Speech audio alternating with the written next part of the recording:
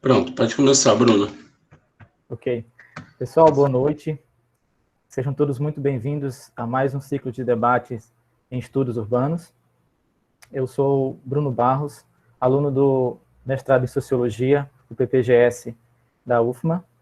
Quero agradecer ao convite do professor Wellington da Silva Conceição. Obrigado, professor. Esse que é o quarto ciclo de debates em estudos urbanos. Nós já tivemos o professor Gabriel Feltran, com o tema O Valor dos Pobres, Dinheiro e Política no Brasil Contemporâneo. No segundo encontro, nós tivemos a professora doutora Márcia Leite, com o tema da biopolítica, da precariedade à necropolítica. No terceiro, nós tivemos as professoras Daniele Rui e a professora Beatriz Brandão, com o tema Política sobre drogas e deslocamentos na cidade. E hoje, né, é um prazer receber a professora Carli Machado e o professor César Pinheiro, com o tema Cidades, Religião e Violência. A professora Carli Machado é professora de Antropologia da Universidade Federal Rural do Rio de Janeiro, desenvolve pesquisa no campo que envolve as temáticas de religião, mídia, política e cidade. Atua também no programa de pós-graduação em Ciências Sociais da Universidade Federal Rural do Rio de Janeiro. É doutora em Ciências Sociais pela Universidade do Estado do Rio. Ela atua nos temas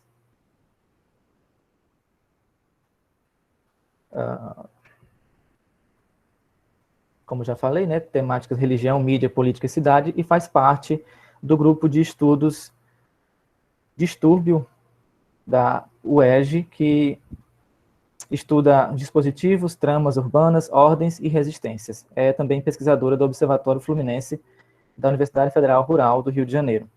O professor doutor César Pinheiro Teixeira é bacharel em Ciências Sociais pela Universidade do Estado do Rio de Janeiro, mestre em Sociologia com concentração em Antropologia pela Universidade Federal do Rio de Janeiro, doutor em Ciências Humanas pela Universidade Federal do Rio de Janeiro. Tem pós-doutorado vinculado ao Núcleo de Estudos da Cidadania, Conflito e Violência Urbana da UFRJ. É pesquisador associado ao Coletivo de Estudos sobre Violência e Sociabilidade e ao Sociofilo, Laboratório de Teoria Social. Os professores terão cada um 30 minutos, né, para a exposição.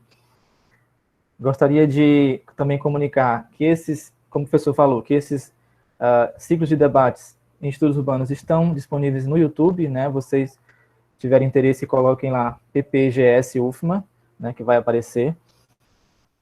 Então, os professores terão 30 minutos. Gostaria que a professora Carli Machado começasse. Se o professor César não tiver nenhuma... Nada contra? Certamente não, imagina. Só demorei para achar o botão aqui. Certo. Os colegas que estão aqui presentes, todos os presentes quiserem abrir para falar, né, podem ficar à vontade. Eu só peço que fique com o vídeo ligado, somente os expositores hoje, para que não atrapalhe a questão da internet, né, a transmissão. Tá? Também podem propor perguntas pelo chat. Professora Carli, tudo bem? Vamos lá. Primeiro, queria agradecer ao Wellington. Vou aqui colocar o meu cronômetro. Já devia ter colocado, gente, me desculpa. Queria agradecer o convite do Wellington, é um prazer estar aqui. Queria estar aí, né? Queria estar no Maranhão. Queria estar sentindo essa presença aí, né? Mas é ótimo estar aqui, né? Que é o que a gente está podendo fazer e está fazendo com muito carinho nesse momento. É um prazer estar aqui com vocês, é um prazer estar aqui com o César. O César, ele antecede a maior parte das coisas com que eu trabalho, né? Ele falou antes de mim de quase tudo com que eu discuto, né? Tirando assim as questões mais de mídia e música, as questões da relação entre pentecostalismo e violência, na cidade, assim, o César realmente é uma figura super importante na inauguração de diversos temas com quem eu venho dialogando e sempre aprendo muito com o trabalho dele. E estar aqui com ele é bom demais. César, obrigada por abrir tantos caminhos aí pra gente. Hoje eu vou falar sobre mais um dos temas que o César trabalha também, então é uma conversa, não sei o que ele planeja dizer hoje, nem se vai abordar especificamente esse tema, porque eu sei que ele tem pesquisa em muitas frentes, mas hoje eu vou pensar essa questão da relação entre religião, cidade e violência a partir dos centros de recuperação para pessoas que fazem uso problemático de drogas, as chamadas comunidades terapêuticas, então eu vou alternar essa nomenclatura aí também, depois a gente pode falar sobre isso, mas eu vou trabalhar um texto que está em construção, e aí tem duas aproximações com o último encontro de vocês aqui no Ciclo de Estudos Urbanos, porque tem muito a ver com as discussões da Taniele Rui e da Beatriz Brandão, né, também precursoras nessa temática, também pessoas que estão pavimentando esse caminho aí, antes de eu chegar nele, né, junto com César, e eu não pude estar aqui no dia, mas assisti a live das duas, e vocês vão ver que eu vou estar falando muita coisa em articulação direta com as questões colocadas pela Taniele e pela Beatriz. Então, vou começar, para a gente começar a luta aqui com o tempo, eu vou ler um texto, e vou depois deixar as questões um pouquinho mais encapsuladas na leitura, para a gente depois abrir no debate. Então, por favor,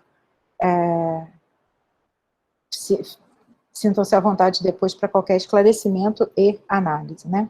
Bom, as comunidades terapêuticas são espaços urbanos apresentados por muitas pessoas como aquele tipo de lugar onde é possível encontrar todo tipo de gente. Essa formulação, que é geralmente apresentada como uma crítica à indeterminação em relação ao serviço oferecido por essas instituições, é o ponto de partida dessa reflexão. Interessa-me aqui pensar quais os elementos constitutivos de realidades sociais e urbanas nas quais as comunidades terapêuticas tornam-se destino de tanta gente diferente. E quais os percursos dessas vidas que são tantas, mas não efetivamente todas, mas incertas vidas, que em algum momento chegam, ficam e saem das comunidades terapêuticas. Os centros de recuperação religiosos, ou casas de recuperação, ou casas de reabilitação, para pessoas que fazem uso problemático de drogas, são espaços que fazem parte de um imbricado jogo de visibilidades e invisibilidades há muitas décadas no Brasil. Há alguns anos, particularmente desde 2011, quando esses espaços passaram a ter vagas financiadas pelo governo federal, as então chamadas comunidades terapêuticas começaram a ser abordadas como um problema público para alguns campos de práticas políticas e profissionais. Um dos pontos sensíveis desse debate é a problematização do caráter religioso e particularmente evangélico dessas instituições. Ou seja, o financiamento público de práticas de cuidado religiosas, considerado ameaçador à laicidade do Estado brasileiro. E também a própria qualidade do serviço ofertado, entendido como tratamento religioso para o problema das drogas. Mesmo sendo a religião também um aspecto de forte interesse às discussões dessa reflexão que eu estou falando aqui com vocês, eu não pretendo tratar do tema específico do tratamento religioso, mas sim me pergunto sobre o arranjo entre o religioso e o secular nos dispositivos de gestão da violência e do sofrimento no Rio de Janeiro, e como fazem parte esses equipamentos de um percurso de certos sujeitos urbanos na busca por um lugar para ficar, ou no escape daqueles lugares aonde não se pode ficar. Diversos estudos nos inspiram a pensar sobre a circulação na cidade daqueles que podem ser pensados como seus excedentes, daqueles que não cabem na vida urbana, dos sujeitos que só se inscrevem na cidade enquanto corpos circulantes, habitando de modo incômodo fronteiras do sofrimento, do abandono, da violência e até mesmo da liberdade dessa mobilidade forçada. Aqui eu estou me referindo aos trabalhos de Taniele Rui, Fábio Malarte, Adriana Fernandes, Raquel Carriconde, entre outros. Se as drogas fazem parte desse circuito, sabemos que ela não define todos os termos dos problemas vivenciados por esses sujeitos, nem todos os destinos dessa circulação. Drogas implicam impossibilidade de consumo, comércio, circuitos de legalismos, violência, estigma, um suposto problema, ou seja, mobilizam um amplo repertório moral de problemas da vida dos excedentes urbanos que circulam por cadeias, delegacias, abrigos, ruas e também pelas comunidades terapêuticas. Cada momento de parada nesses percursos é delimitado por uma relação espaço-temporal, onde ficar e por quanto tempo. Esses percursos são marcados fundamentalmente por contextos expulsivos, que não permitem aos sujeitos ficar, não permite morar. Aquilo que os prende do lado de fora. Destacamos, assim, na ampla trama dos conflitos urbanos, não os locais ou instituições que impõem a obrigatoriedade de permanecer dentro, como as prisões, mas situações e processos que impedem a entrada, não permitem ficar-se dentro, situar-se e impõem a saída, como nas experiências do exílio, do refúgio e do desterro. Essa pesquisa foi desenvolvida com pessoas que passaram por comunidades terapêuticas, todos eles homens, que nos contaram suas histórias durante o período da pandemia da Covid-19, no ano de 2020. A escuta foi realizada por 5 pesquisadores. A maior parte das conversas aconteceu pelo WhatsApp. Algumas foram realizadas presencialmente. As conversas do WhatsApp desenrolaram-se por alguns dias, e as mensagens de áudio foram a via privilegiada de comunicação escolhida pelos próprios interlocutores. Todos os homens com os quais conversamos encontravam-se há no mínimo alguns meses e, em sua maioria, já há alguns anos afastados das drogas. A temporalidade de suas experiências era, portanto, a da estabilidade em relação ao problema específico do consumo de drogas. Muitas falas durante as conversas mobilizaram uma narrativa formulada como testemunho, que, tal como analisado por diferentes autores, dentre eles principalmente, César que está aqui, imprime características discursivas às trajetórias quando contadas como um relato religioso ou secular de uma experiência de redenção e, portanto, de sucesso e exemplaridade. Mas, como dito anteriormente, o foco da nossa escuta não estava no tratamento religioso, nem na experiência de conversão. Os diálogos foram desenvolvidos a partir de nosso interesse nos percursos urbanos, de nossos interlocutores, nos rumos de suas vidas que os levaram às comunidades terapêuticas, os mantiveram lá e também os levaram a sair. Atentamos-nos à forma como, em suas narrativas, pudemos compreender a dinâmica espaço-temporal dos eventos apresentados em seus percursos como circunstâncias expulsivas da casa, da vizinhança, do bairro e da cidade. Dino viveu anos consumindo diferentes tipos de drogas, mas o que ele descreve como uma espécie de overdose foi um marco de sua transição para a internação, aliada ao nascimento de sua filha. Não dava para ficar em casa naquele estado, tendo aquela vida. E para tratar daquele estado em que ele se encontrava, um tio de Dino sugeriu a ele uma conversa com um certo pastor que, segundo esse tio, tinha tido uma vida parecida com a dele. E foi assim que Dino conheceu um pastor que fez uma pregação para ele sobre o Código Penal brasileiro. Diz Dino: ele me contou a história dele e meu telefone não parava de tocar. Foi quando ele pegou o Código Penal e falou assim: lê esse artigo aí. Ele abriu um artigo lá com muita propriedade. Ele era um conhecedor tanto da Bíblia quanto do Código Penal brasileiro. Nesse artigo que ele me mandou ler, estava escrito que quem fabrica, transporta, trafica ou simplesmente facilita está enquadrado no mesmo artigo. Aí ele falou: com muito dinheiro que teu pai investir, com muito conhecimento que vocês tiverem, você pega de 8 a 12 anos de prisão.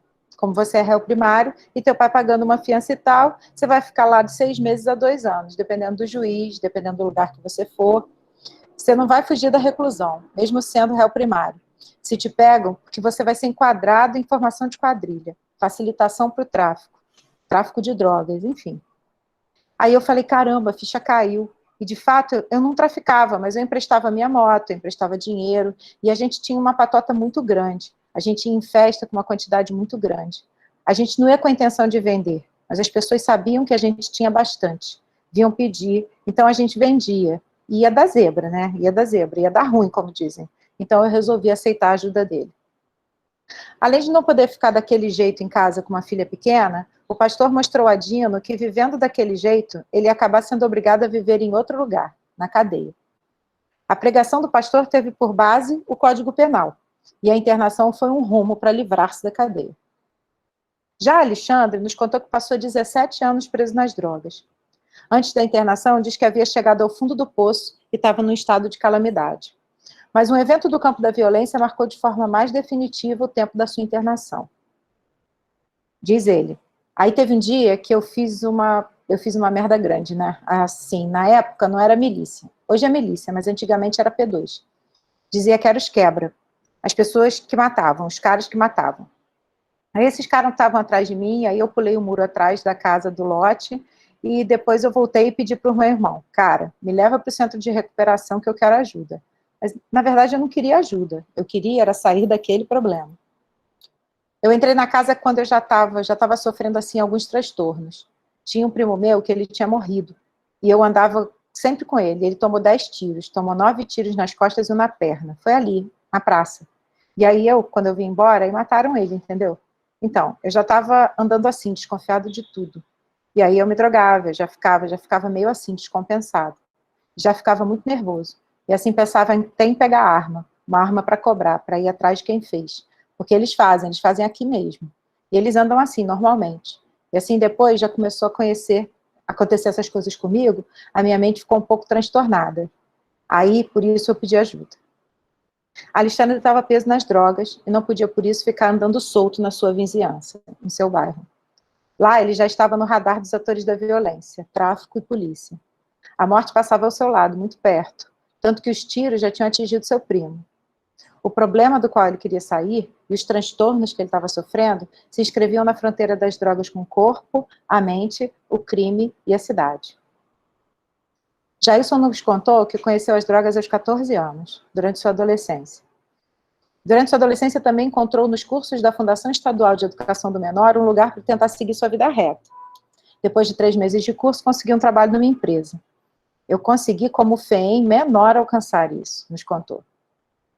Para manter-se nessa empresa, ficou 6 meses sem usar nenhum tipo de drogas, com medo de ser pego nos exames admissionais. Depois desse tempo, seguiu nas drogas. Durante 7 anos, Jailson usou drogas junto com a mãe de sua companheira. Segundo nos contou, eles tinham tipo um refúgio das drogas, um espaço onde o consumo podia ser feito sem o risco das ruas, mas com o acolhimento da vida doméstica. Após a separação, no entanto, como ele já era viciado, nos termos dele, passou a ter que enfrentar os perigos de consumir a cocaína em outros lugares, agora públicos, e assim os descreve. Uma certa vez um rapaz chamou para botar uma inteira. Nisso entramos no beco, e daqui a pouco estava muito tiro, nisso uma correria. Entramos numa casa e saímos pela laje. O dono da casa falou assim, cara, vocês não podem ficar aqui não, precisam sair. Tudo bem, entraram aqui, mas tem que sair. Não dá para ficar na minha casa não. E nisso, geral saiu pela laje e eu fiquei um tempo preso ali, com medo de sair. Para usar, só podia usar na linha do trem. Aí eu ponho o rosto na linha do trem, porque ali é aberto e tinha um monte de polícia.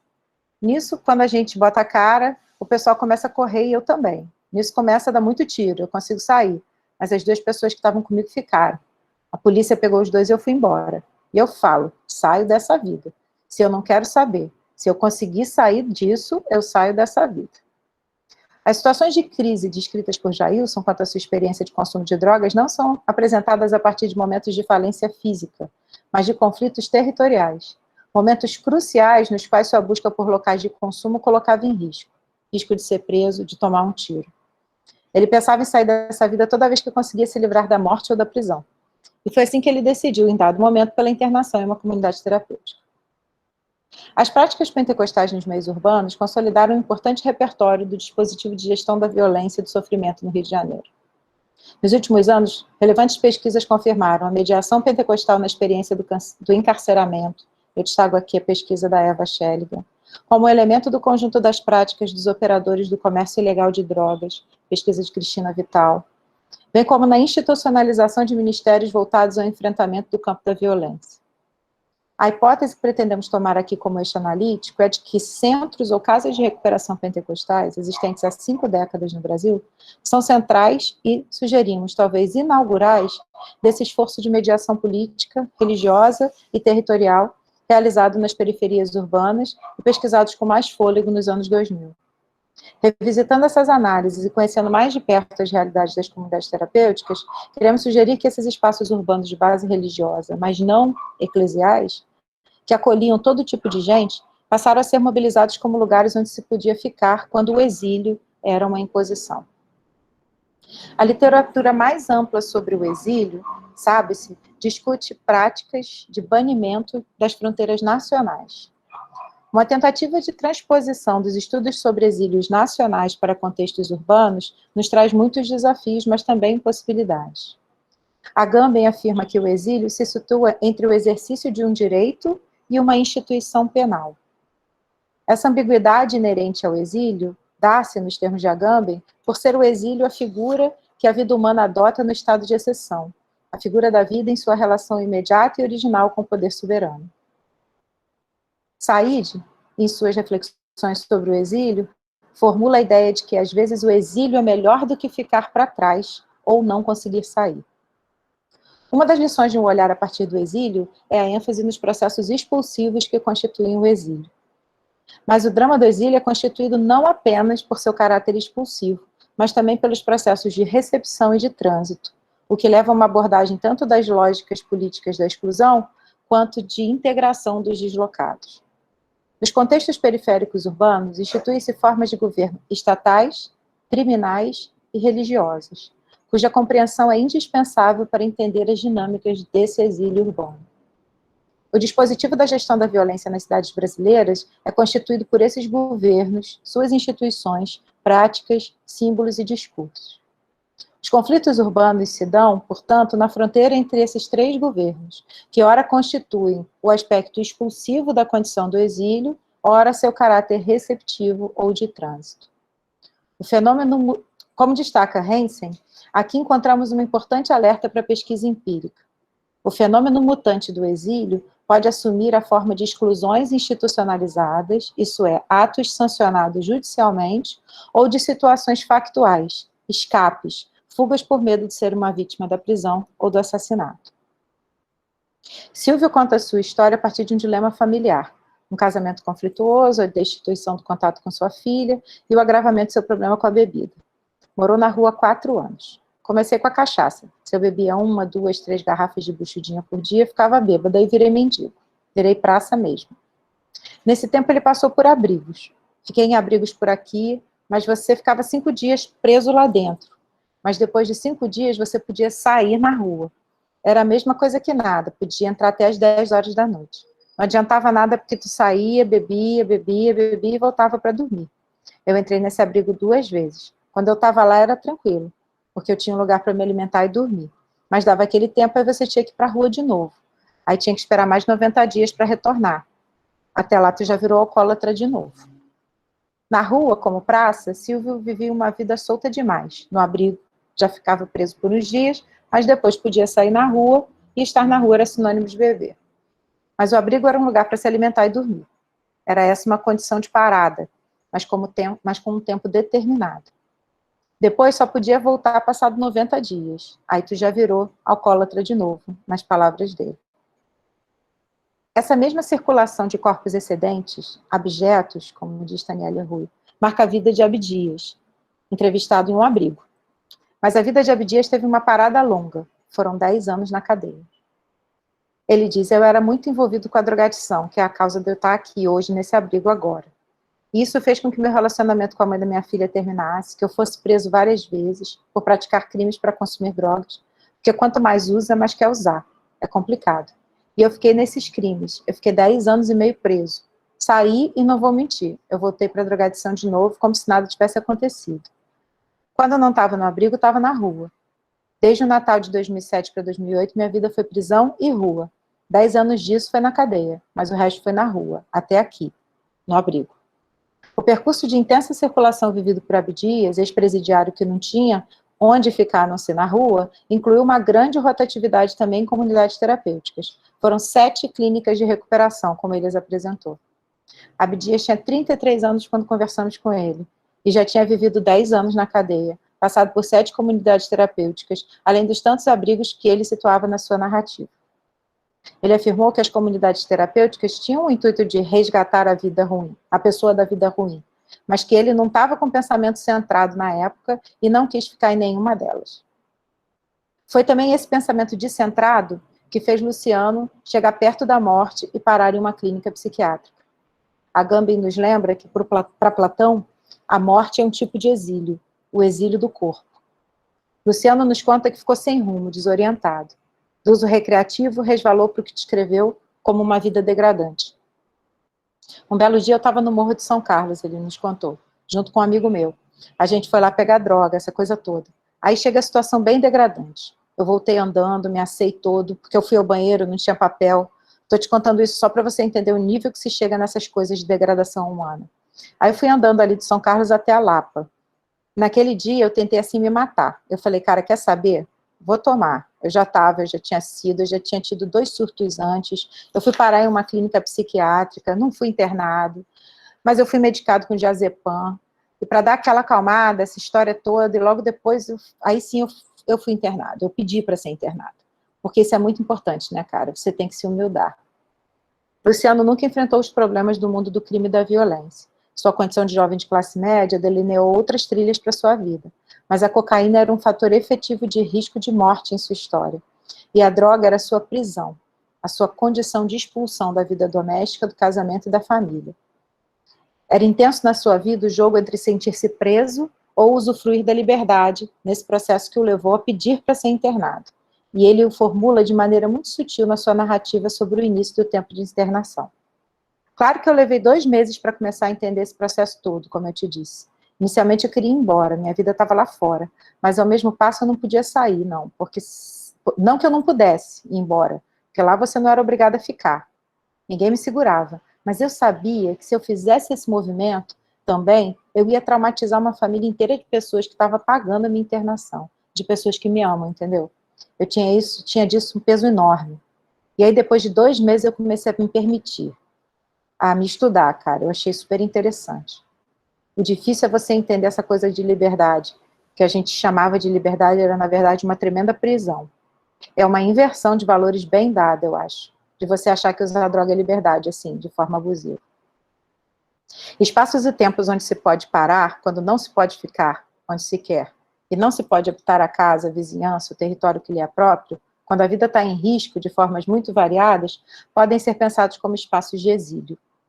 A ideia de refugiados urbanos não é uma novidade. Ela já tem sido usada para pensar os excedentes da cidade, os que ficam nas cracolândias, nas ruas e nos abrigos. Gostaríamos de nos somar a essa reflexão pensando as comunidades terapêuticas como zonas de exílio, inscrições religiosas nos circuitos urbanos produzidos pelo dispositivo da violência. A condição do exílio é marcada por contextos expulsivos, mas também de recepção e trânsito. As comunidades terapêuticas podem ser também compreendidas como espaço de recepção nesses contextos expulsivos da vida urbana.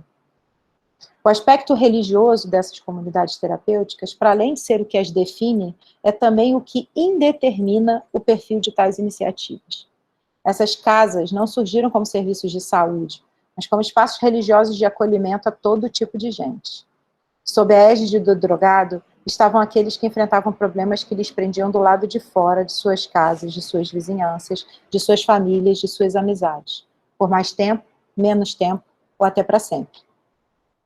Depois de 4 anos entre rua, abrigo, voltando a ser alcoólatra, tomando buchudinha, ficando preso no abrigo, Silvio pediu ajuda em uma igreja, e através dela internou-se em 2 centros de recuperação religiosos. No segundo, ficou 11 meses. Lá eu aprendi a ser um homem de honra, nos conta Silva, amar o próximo como a si mesmo. Porque lá, vou ser franco, o centro de recuperação não recupera ninguém. Lá tu fica afastado das drogas, do álcool, da cocaína, da maconha. Tu só fica afastado. Pode ver que o muro é baixinho. Se quiser ir embora, tu vai. As comunidades terapêuticas são, para muitos, espaços onde as pessoas ficam afastadas do problema, mantidas longe dos territórios que lhes apresentam riscos. No caso de Silvio, o risco era a vida na rua, a morte na rua, o acesso à cachaça. O abrigo lhe dava liberdade demais, ele podia sair, entrar e voltar. Ao mesmo tempo, lhe dava limites de tempo. Eram poucos dias lá dentro e tinha que sair, não podia ficar. Não poder ficar é um acesso que leva muita gente às comunidades terapêuticas, onde o tempo de estadia é mais amplo, ou melhor, mais indefinido. Na comunidade terapêutica onde Silvio ficou, o prazo máximo era de 9 meses, mas ele ficou 11. Já no caso de Dino, o perigo era a criminalização de suas práticas de lazer, que incluíam vendas de pequenas quantidades de cocaína em festas. E se o pastor o convenceu a ir a uma comunidade terapêutica usando o Código Penal, o local onde ele foi parar, fora do estado do Rio de Janeiro, confirmou que as comunidades terapêuticas são um equipamento do dispositivo da gestão, não apenas da violência urbana, mas lá especificamente do próprio crime. Nos conta Dino. Nesse centro, ele é particular, aceita alunos que paguem a mensalidade, mas, porém, eles têm também um convênio com o Poder Judiciário da cidade.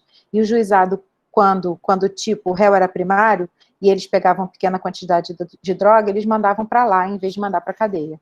Eles mandavam para lá, para o centro de reabilitação, e determinavam o tempo que o infrator tivesse que ficar lá. Então, assim, foi uma experiência bem completa, né?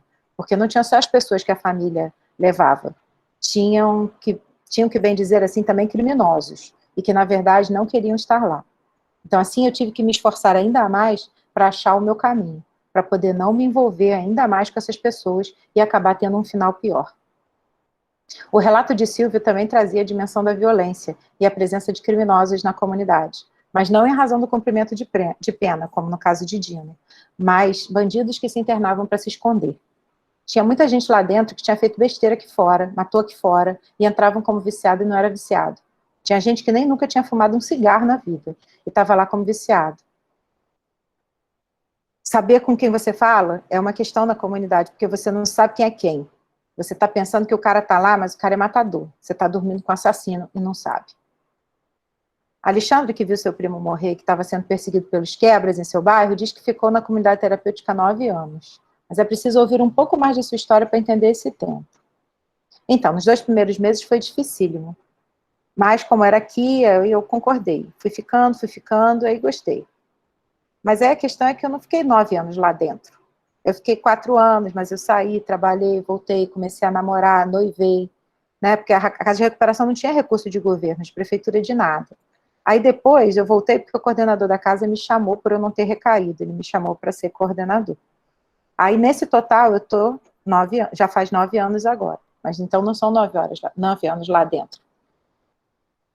Alexandre ficou preso demais nas drogas, livre demais nas ruas, depois sentiu-se preso, não queria ficar na comunidade terapêutica, mas com o tempo resolveu ficar e foi ficando. Morou na comunidade terapêutica, encontrou uma noiva na comunidade terapêutica, casou-se, mudou-se, trabalhou fora, voltou para trabalhar dentro, e assim passaram-se 9 anos. Jailson, que por alguns anos usou drogas com sua sogra em um refúgio doméstico propiciado pelo convívio com ela, e depois correu o risco da experiência do consumo nas ruas, após anos resolveu se internar.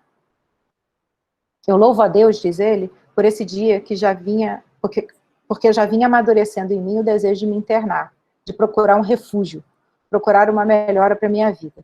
Eu já estava morto espiritualmente, mas eu queria a morte mesmo, não tinha mais saída. E nisso eu dormi e tive uma visão. E nessa voz falava, Deus falava, vai que eu vou cuidar de tudo.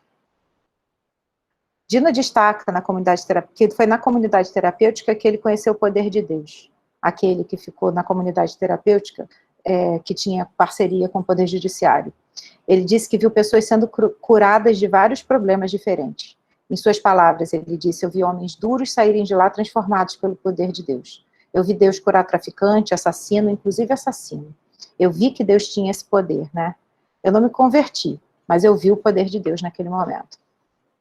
As pessoas com quem conversamos não eram indivíduos abandonados, mas exilados de certos territórios urbanos.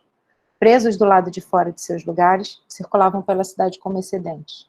Inscreviam-se em zonas de espaço-tempo variados, inclusive nas comunidades terapêuticas.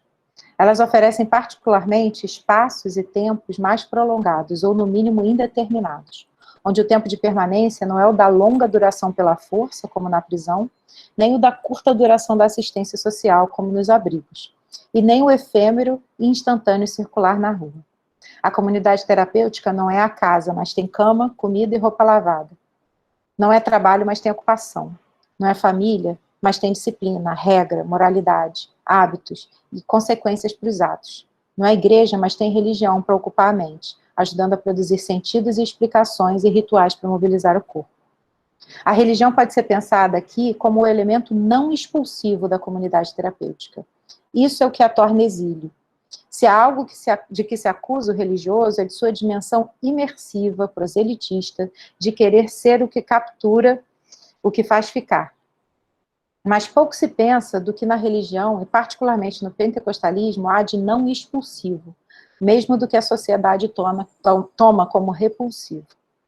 Há um aspecto moral particular no exílio religioso das comunidades terapêuticas. o amplo espectro de possibilidades expulsivas que levam as pessoas a uma comunidade terapêutica não passa por uma triagem, uma checagem. O exílio é uma situação de acolhida sem verificação moral nem criminal do passado daquele que o busca. Mesmo porque a própria fronteira do exílio é uma fronteira na qual o que é crime se redefine, como no caso dos exílios políticos. O controle moral e disciplinar se dá, ou mesmo se impõe, dentro da comunidade terapêutica, mas não no julgamento do que cada um fez para chegar até ali. O pentecostalismo das periferias urbanas e sua batalha espiritual entende toda a situação como oportunidade de redenção, de operação divina sobre corpos e almas em sofrimento. Então acolhe, não força a saída, não expulsa. E enquanto cada um e qualquer um estiver em seu raio de ação, tenta mediar a restauração espiritual e social. E isso tem se levado até as últimas consequências pelo pentecostalismo que invade prisões, delegacias, cracolândias. A batalha espiritual desse pentecostalismo urbano não opera apenas como representação de conflitos, mas intervém na cena pública desses conflitos. Obrigada.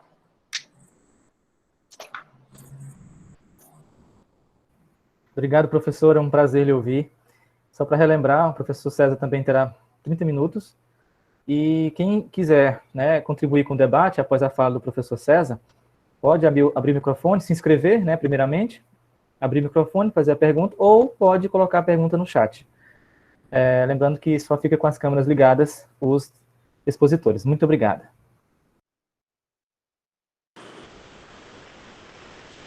Bom, obrigado. Boa noite, gente. Em meu lugar, eu queria agradecer ao professor Wellington Conceição por esse convite muito honroso. Fiquei muito feliz por recebê-lo.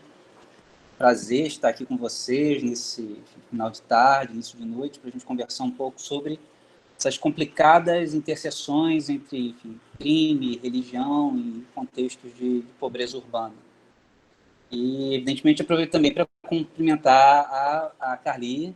Sempre um prazerzão ouvi-la. Obrigado, Carli, por toda a generosidade que você sempre tem aí comigo. Também quero dizer que eu também aprendo muito com você sempre. Sempre me sinto muito contemplado nas suas falas e seus textos, e também sempre muito positivamente provocado pelas suas perspectivas, pela forma como você constrói seus objetos, questões. Então, para mim, também é sempre um prazer te ouvir e aprender com você.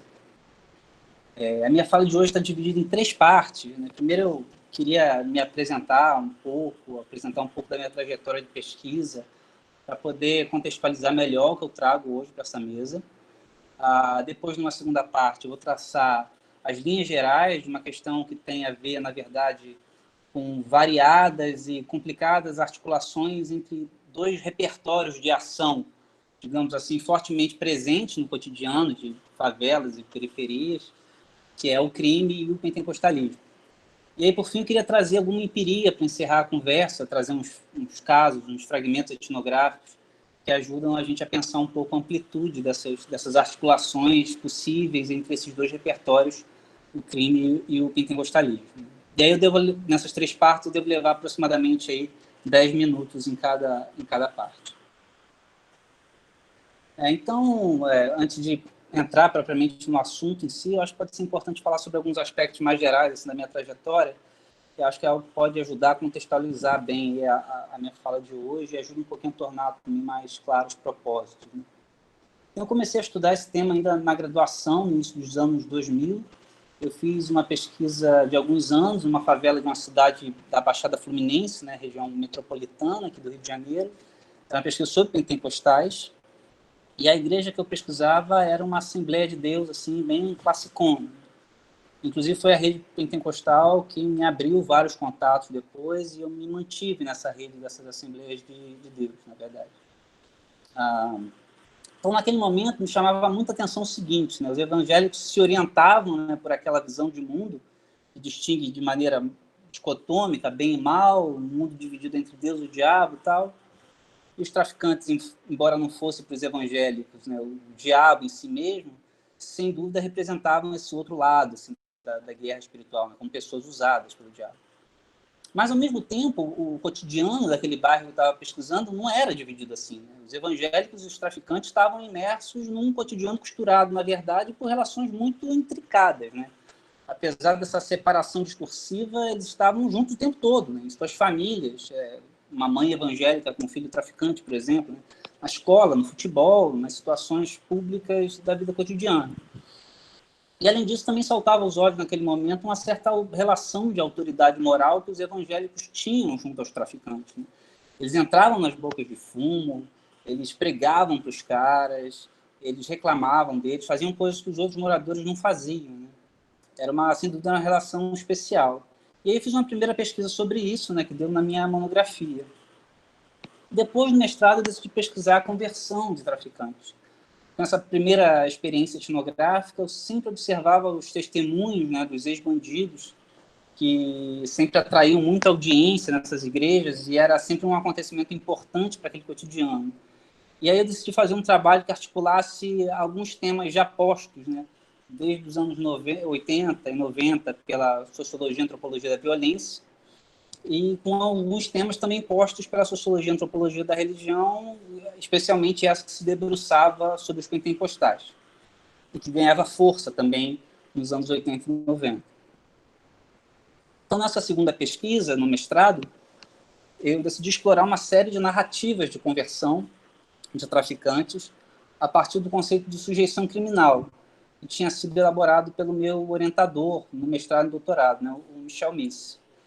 O Michel, na tese de doutorado dele, faz um exercício Foucaultiano, assim, descreve uma espécie de genealogia da violência urbana no Rio de Janeiro. Descreve um processo histórico longo, né, que pega praticamente todo o século XX e que envolve uma série de transformações dos conflitos urbanos no Rio de Janeiro, que envolve uma criminalização da pobreza cada vez mais intensa e que envolve também uma repressão violenta por parte do Estado de uma série de mercados ilegais e que também é cada vez mais intenso. E isso vai ocorrendo até, digamos assim, o surgimento da violência urbana, né, como um problema público, como algo amplamente reconhecido e nomeado dessa forma, né, ali no início dos anos 80 e depois um pouco mais forte nos anos 90. Que, aliás, o período onde esse campo da sociologia do crime e da violência surge, né, no Brasil. Esse processo de criminalização da pobreza e de repressão violenta é orientado especialmente por isso que o Michel chama de sujeição criminal, que é algo que diz respeito a uma certa representação do bandido como algo que ultrapassa uma ideia de que o criminoso é apenas alguém que cometeu uma ação rotulada como criminosa, mas o bandido como alguém que carregaria o crime dentro de si, né? Uma representação essencialista do bandido, né? Onde há um pressuposto de uma relação quase naturalizada entre crime e quem comete o crime. Esse processo produz também subjetividade, né? Pessoas começaram a se reconhecer dessa forma. E essa minha segunda pesquisa sobre religião e violência buscava justamente entender essa relação entre o pentecostalismo e a sujeição criminal. A narrativa da batalha espiritual, da guerra espiritual, se apresentava aí como um elemento potente do repertório pentecostal, que fazia com que aqueles que eram totalmente abatidos pela sujeição criminal e se reconheciam profundamente como sendo bandidos, etc., e não são todas as pessoas no universo criminal que assim se reconhecem, a sujeição criminal ela afeta algumas pessoas mais do que outras, o repertório pentecostal, então, permitia que essas pessoas reconstruíssem aí suas subjetividades a partir de mecanismos como o da batalha espiritual. Mas o interessante é que, nesses casos que eu analisei, nessa pesquisa, o sucesso da conversão pentecostal estava ligado a um certo reconhecimento da sujeição criminal e não a um questionamento dessa relação naturalizada entre crime e pessoa que a sujeição produz. A sujeição criminal, então, dava uma certa força a uma parcela dessas conversões ao pentecostalismo. E aí, numa terceira pesquisa, no doutorado, eu resolvi ampliar significativamente o escopo da minha pesquisa. Eu queria entender não apenas a relação entre pentecostalismo e crime, mas queria também entender essa coexistência de um conjunto mais amplo de repertórios de ação que constituem muito fortemente essa vida cotidiana nas áreas de pobreza urbana, né? Você tem o repertório da guerra, né? A metáfora da guerra, por exemplo, tão brilhantemente estudada pela Márcia Leite, né? Os seus mecanismos de operação, como os autos de resistência, por exemplo. Você tem o repertório dos projetos sociais, né? e eu tinha interesse mais especial nos projetos que tinham a ver com empregabilidade, com a ideia de transformar os caras em trabalhadores, etc. Além, claro, do próprio repertório do crime, que também possui suas especificidades, né? E o repertório do pentecostalismo, os dois que a gente trabalha aqui hoje, nessa fala. Então, esses repertórios de ação, eles constituem uma parte importante da vida nesses lugares. Né? Eles são acionados, são manuseados, são manipulados de muitas formas diferentes. E hoje eu queria fazer um recorte aqui, trabalhando só com os repertórios do crime, do pentecostalismo, para mostrar um pouco dessa pluralidade e da amplitude, né, dessas formas de coexistência entre esses dois repertórios. Então, eu estou pensando aqui o pentecostalismo e o crime como dois repertórios de ação importantes para esses atores. A ideia aqui não é tomar o pentecostalismo como igreja, nem como instituição, nem como um pensamento teológico bem articulado, coeso internamente. A ideia é pensar como é que alguns aspectos que perpassam diferentes ambientes pentecostais, digamos assim, como, por exemplo, a narrativa da batalha espiritual e a prática do testemunho, como é que isso une os atores com um conjunto de imagens, de metáforas, de justificativas, de uma série de esquemas de compreensão do mundo que lhes abrem um determinado campo de ações efetivo. O mesmo ocorre em relação ao crime. Eu não estou tomando o crime em sua acepção jurídica, né, como um curso de ação que está lá definido juridicamente no Código Penal. Estou pensando o crime como algo para além disso, né, como algo também formado por alguns esquemas específicos de interpretação do mundo, que também lhes abre certos campos de ação próprios, particulares.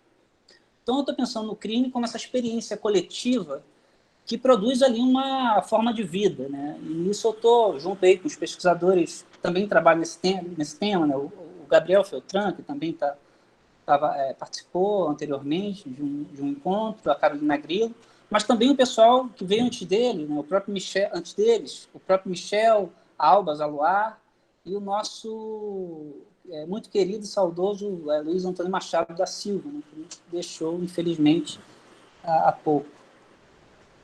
Esses repertórios de ação se assemelham tanto ao que Alfred Schutz, né, chama de estoque de conhecimento, quanto aos repertórios de ação coletiva do Charles Tilly. Né? São crenças, ideias, metáforas, imagens, linguagens, entre outros esquemas de compreensão do mundo que compõem e constroem um determinado campo de ações. Né?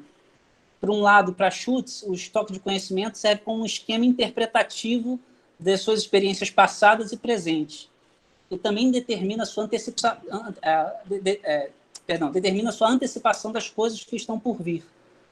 Por outro lado, Tilly dá um grande destaque à dimensão mais prática dos repertórios, pensando-os como formas de ação mesmo. Né?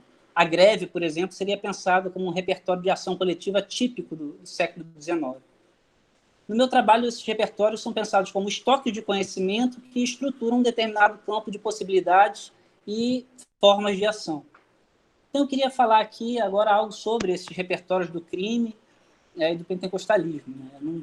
No crime, em relação ao crime, eu não pretendo realizar algo como se fosse uma cosmologia criminal, nada disso, mas apenas destacar alguns aspectos importantes, inclusive para a gente entender alguns casos empíricos depois. Então, no contexto desse trabalho, quando eu falo de crime, eu estou falando muito especialmente das experiências criminais que constituem o cotidiano do narcotráfico varejista de áreas pobres da cidade. Essa experiência criminal tem 3 dimensões. Né? Ela é, em primeiro lugar, um comércio. Né? Ela é uma firma, né? Como os próprios atores se referem a ela. Aqui, inclusive, há constantemente simulacros assim, do mundo do trabalho. Então, você tem ali um comércio, né? Que vende uma determinada mercadoria, embora ilegal. Você tem o dono do comércio, você tem o gerente, você tem os vendedores, você tem os vigilantes, você tem os consumidores. Equipamentos de trabalho, cálculos contábeis, preocupação com lucro, pagamento pelos serviços prestados, etc. Toda uma dimensão comercial mesmo. Uma segunda dimensão dessa experiência criminal é a guerra, que é uma categoria nativa também muito mobilizada pelos próprios bandidos. A guerra tem a ver, por um lado, com as disputas territoriais com outras quadrilhas de traficantes rivais de milicianos, que sempre visa a expansão de alguma atividade comercial, E, por outro lado, a guerra é descrita como parte das experiências de conflito com o Estado também, né? Quando a polícia procura desfazer essas atividades comerciais dos traficantes. A guerra, em geral, também produz uma certa visão dicotômica de mundo, separando amigos de inimigos, os amigos dos alemão, para falar corretamente a linguagem corriqueira, o certo do errado, quem age certo, quem age no certo e quem é vacilão, quem fortalece e quem trai. Aliás, a guerra coloca em jogo dois personagens muito importantes para o repertório do crime. O inimigo, que no limite é completamente desumanizado, né? Uma figura que deve ser morta, seja polícia, traficante, rival, miliciano. E o vacilão, que é uma palavra mobilizada de uma forma mais ampla no Rio, mas que nesse contexto particular ganha uma cor um pouco mais forte, fica um pouco mais intensa. Quando, por exemplo, incorpora em personagens como o delator, né, o famoso X9, aquele cara que entrega os parceiros do crime, que trai, e o desertor também, de certa forma. Por exemplo, os bandidos que abandonam quadrilhas no curso de alguns conflitos armados, né, eles começam a aparecer como figuras abjetas e matáveis também. Então, o próprio mundo do crime vai produzindo os seus abjetos e os seus matáveis, a partir desse enquadramento mais geral da guerra. E, por fim, uma terceira dimensão dessa experiência criminal é algo como uma espécie de gestão da vida local. Já passou? No meu relógio aqui conta ainda 12 minutos, 13 minutos de fala.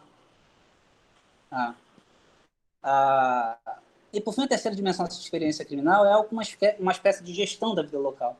O patrão não é apenas dono de um comércio, ele é o dono da favela, sente-se responsável pela gestão do cotidiano, administrando conflitos e interferindo diretamente na vida dos moradores locais de múltiplas formas. Nesse contexto, figuras como o estuprador e o ladrão que roubam na favela aparecem como figuras que devem ser mortas, né? Elas feririam a moral comum compartilhada e também atrapalhariam a dimensão comercial do crime, atraindo a presença da polícia. Então, esse é um panorama um pouco bastante geral sobre o crime, apenas para mostrar que ele não é um contexto homogêneo, mas algo parecido com um mapa de alto relevo. Sobre o pentecostalismo, eu queria me deter apenas em dois aspectos. Em primeiro lugar, eu queria dar destaque a essa narrativa da batalha espiritual, mas é preciso adiantar que, como já alertou a Cecília Maris, né, há muito tempo, há 20 anos, a batalha espiritual não é uma exclusividade do pentecostalismo. Outras vertentes protestantes, catolicismo, também mobilizam essa narrativa, né? E Cecília mostra num texto do final dos anos 90 como a batalha espiritual se tornou sociologicamente relevante nos anos 80 e 90, quando ocorreu uma intensificação dessa demonização que os pentecostais alguns pentecostais fazem das religiões de matriz afro e do catolicismo. Alguns autores se interessavam porque achavam que isso significava o retorno de um pensamento mágico ao mundo secularizado. Outros se interessavam porque a visão dicotômica da batalha espiritual ia na direção oposta, né, contra uma tendência sincrética que caracterizaria o campo religioso no Brasil e a sociedade brasileira como um todo, né? E outros ainda se interessavam porque viam nesse reaparecimento da batalha espiritual na vida pública uma continuidade com essas tendências sincréticas. E além da batalha espiritual, eu também queria trazer um outro aspecto importante do repertório pentecostal, que é o testemunho, né? E o testemunho não é apenas um gênero narrativo, né? Ele é uma prática densa, que também possui diferentes dimensões, né? Nesse universo pentecostal, especialmente nos centros de recuperação, há uma certa preocupação com a autenticidade da conversão. E, enfim, embora isso não seja muito importante para o analista, né, julgar se uma conversão é verdadeira ou não, seria um absurdo, mas é muito importante para os atores envolvidos nesses processos, né? Especialmente quando diz respeito à conversão de ex-bandidos. As lideranças de centros de recuperação, as pessoas que estão convivendo ali, e em outros ambientes pentecostais também, elas querem saber quem é que está convertido de verdade, quem apenas está se escondendo atrás da Bíblia, etc. Quem é que tem uma relação sincera com aquilo e quem tem uma relação instrumental, no mau sentido da palavra, né? E aí o testemunho é uma prática que costuma fazer parte da construção dessa autenticidade da conversão. Ela é uma prática com 3 dimensões, especialmente nesse centro de recuperação pentecostal, onde isso é muito, muito, muito mais valorizado do que na vida cotidiana comum. Então, a primeira dimensão é que você tenha um testemunho, tem uma experiência de sofrimento, de decadência moral para contar, tem uma história para contar. Uma outra dimensão é o dar o testemunho, que é performatizar o testemunho, contá-lo para alguma audiência. E uma terceira dimensão, que em geral os pentecostais também destacam, é ser o testemunho, é se comprometer publicamente na vida cotidiana com essa transformação que é narrada no testemunho. E a articulação entre essas três dimensões do testemunho, em geral, funciona como uma espécie de indicador de autenticidade de uma conversão. E aí eu vou explorar um pouco isso em alguns casos que eu queria trazer. Então, assim, tendo caracterizado de forma um pouco mais geral alguns aspectos disso que seria um repertório do crime, um repertório do pentecostal, pensados como repertórios de ação, né, como esquemas de compreensão de mundo que abrem um certo campo de possibilidade de ação. Então, eu queria trazer alguns casos empíricos assim, que ajudam a gente a entender melhor as diversas formas, né, diferentes formas através das quais esses repertórios podem se articular. E aí, com essa terceira parte, eu encerro a minha fala.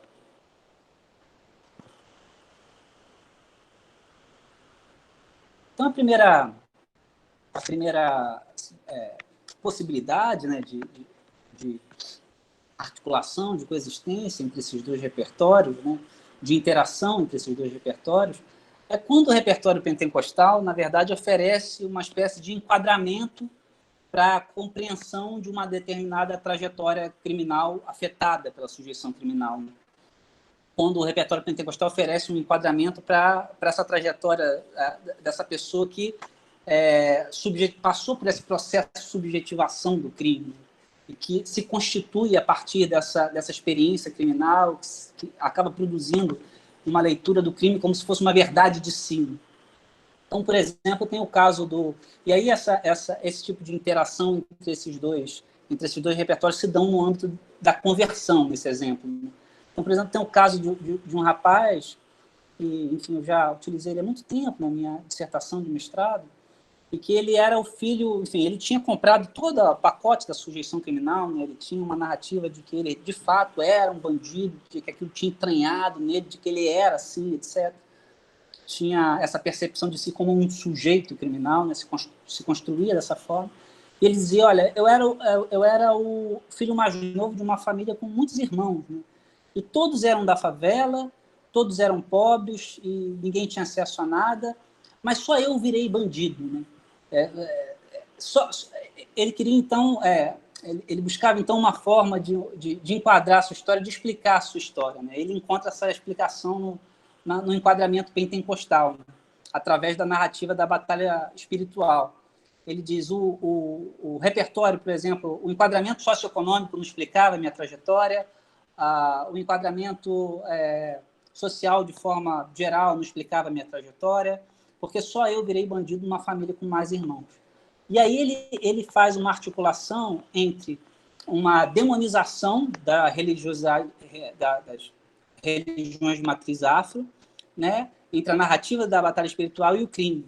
Ele conta que ele descobre, em certo momento na vida dele, que ele teria sido oferecido pela mãe dele, que era praticante, agora não lembro, de Umbanda, um candomblé, a uma entidade, se não me engano, o Zé Pilintra, que é, inclusive, uma entidade que tem essa articulação com essa ideia do crime mais geral, como mostra o próprio Michel na tese dele.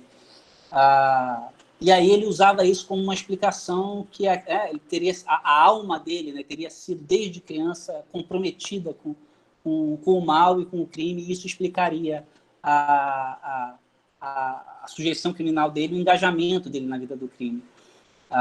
E aí a narrativa da batalha espiritual abre uma espécie de caminho para que o ator reenquadre essa experiência da sujeição criminal. Ele não é assim, ele foi usado pelo mal, e agora ele poderia ser de outra forma, né? Aqui o crime e o pentecostalismo são vistos como opositores diretos, né? O repertório pentecostal oferecendo um enquadramento ao crime faz com que esses atores relativizem suas experiências de sujeição criminal, né? E aí o repertório pentecostal é usado como algo que desfizesse assim, a sujeição criminal, né?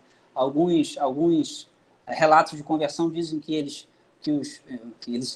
em alguns relatos de conversão, as pessoas dizem que não, eu tive que mudar o meu jeito de andar, porque eu tinha um jeito de andar de criminoso, eu tive que mudar o meu jeito de falar, eu me vestia como bandido e tal, e o enquadramento pentecostal vai reenquadrando tudo isso nessa dimensão corporal. Mas isso é uma possibilidade, ela é empírica, ela existe por aí, ela é facilmente detectável em qualquer, enfim, ambiente pentecostal desse tipo.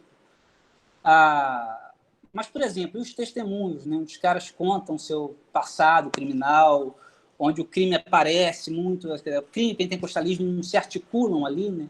Sim, se articulam, mas não de qualquer forma. E aí eu queria pensar um pouco a prática do testemunho como algo que pode articular esse repertório do crime e esse repertório pentecostal, né? E eu queria pegar um exemplo de uma casa de recuperação, que eu pesquisei, né?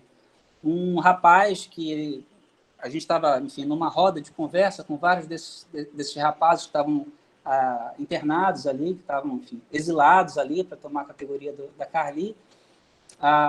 E um rapaz contava uma história para os demais presentes da época que ele ainda estava no crime, né? Ele começa a contar, na verdade, uma história de como é que ele perseguiu, como é que ele matou um vacilão, um cara que tinha roubado um dinheiro de uma criança. E aí ele começa enfim, a contar a história de uma forma extremamente empolgada, e aí a gente pegou as peças, né, as armas de fogo, e fomos atrás desse cara, e matamos, e fizemos. E aí, no meio da narrativa, ele interrompe bruscamente a narrativa, e aí ele dá um tempo, e aí retoma a narrativa e fala, mas eu não posso contar essa história desse jeito que eu estou contando. Porque se eu contar a história desse jeito que eu estou contando, parece até que eu sou só um bandido que estou com saudade da vida do crime. Eu tenho que mudar essa forma de contar essa história, porque assim isso me conecta com o crime de novo. E aí ele dizia... E aí eu indaguei um pouco ele a respeito disso, e aí é que ele colocou essa categoria do ser testemunho. Eu não estou sendo testemunho. Não adianta nada eu ter o testemunho, não adianta nada eu dar o testemunho, mas eu tenho que ser também, né? Essa transformação que o testemunho narra tem que ser incorporada de alguma forma até nesse jeito de contar o testemunho. E aí aqui se trata de uma mobilização direta, né, do repertório do crime, né, a punição violenta de um vacilão. E ele estava contando sua experiência no crime, mas ela não estava sendo de forma alguma articulada assim, com o repertório pentecostal, né? Ela não estava sendo o testemunho, né? O testemunho não é algo construído de qualquer maneira.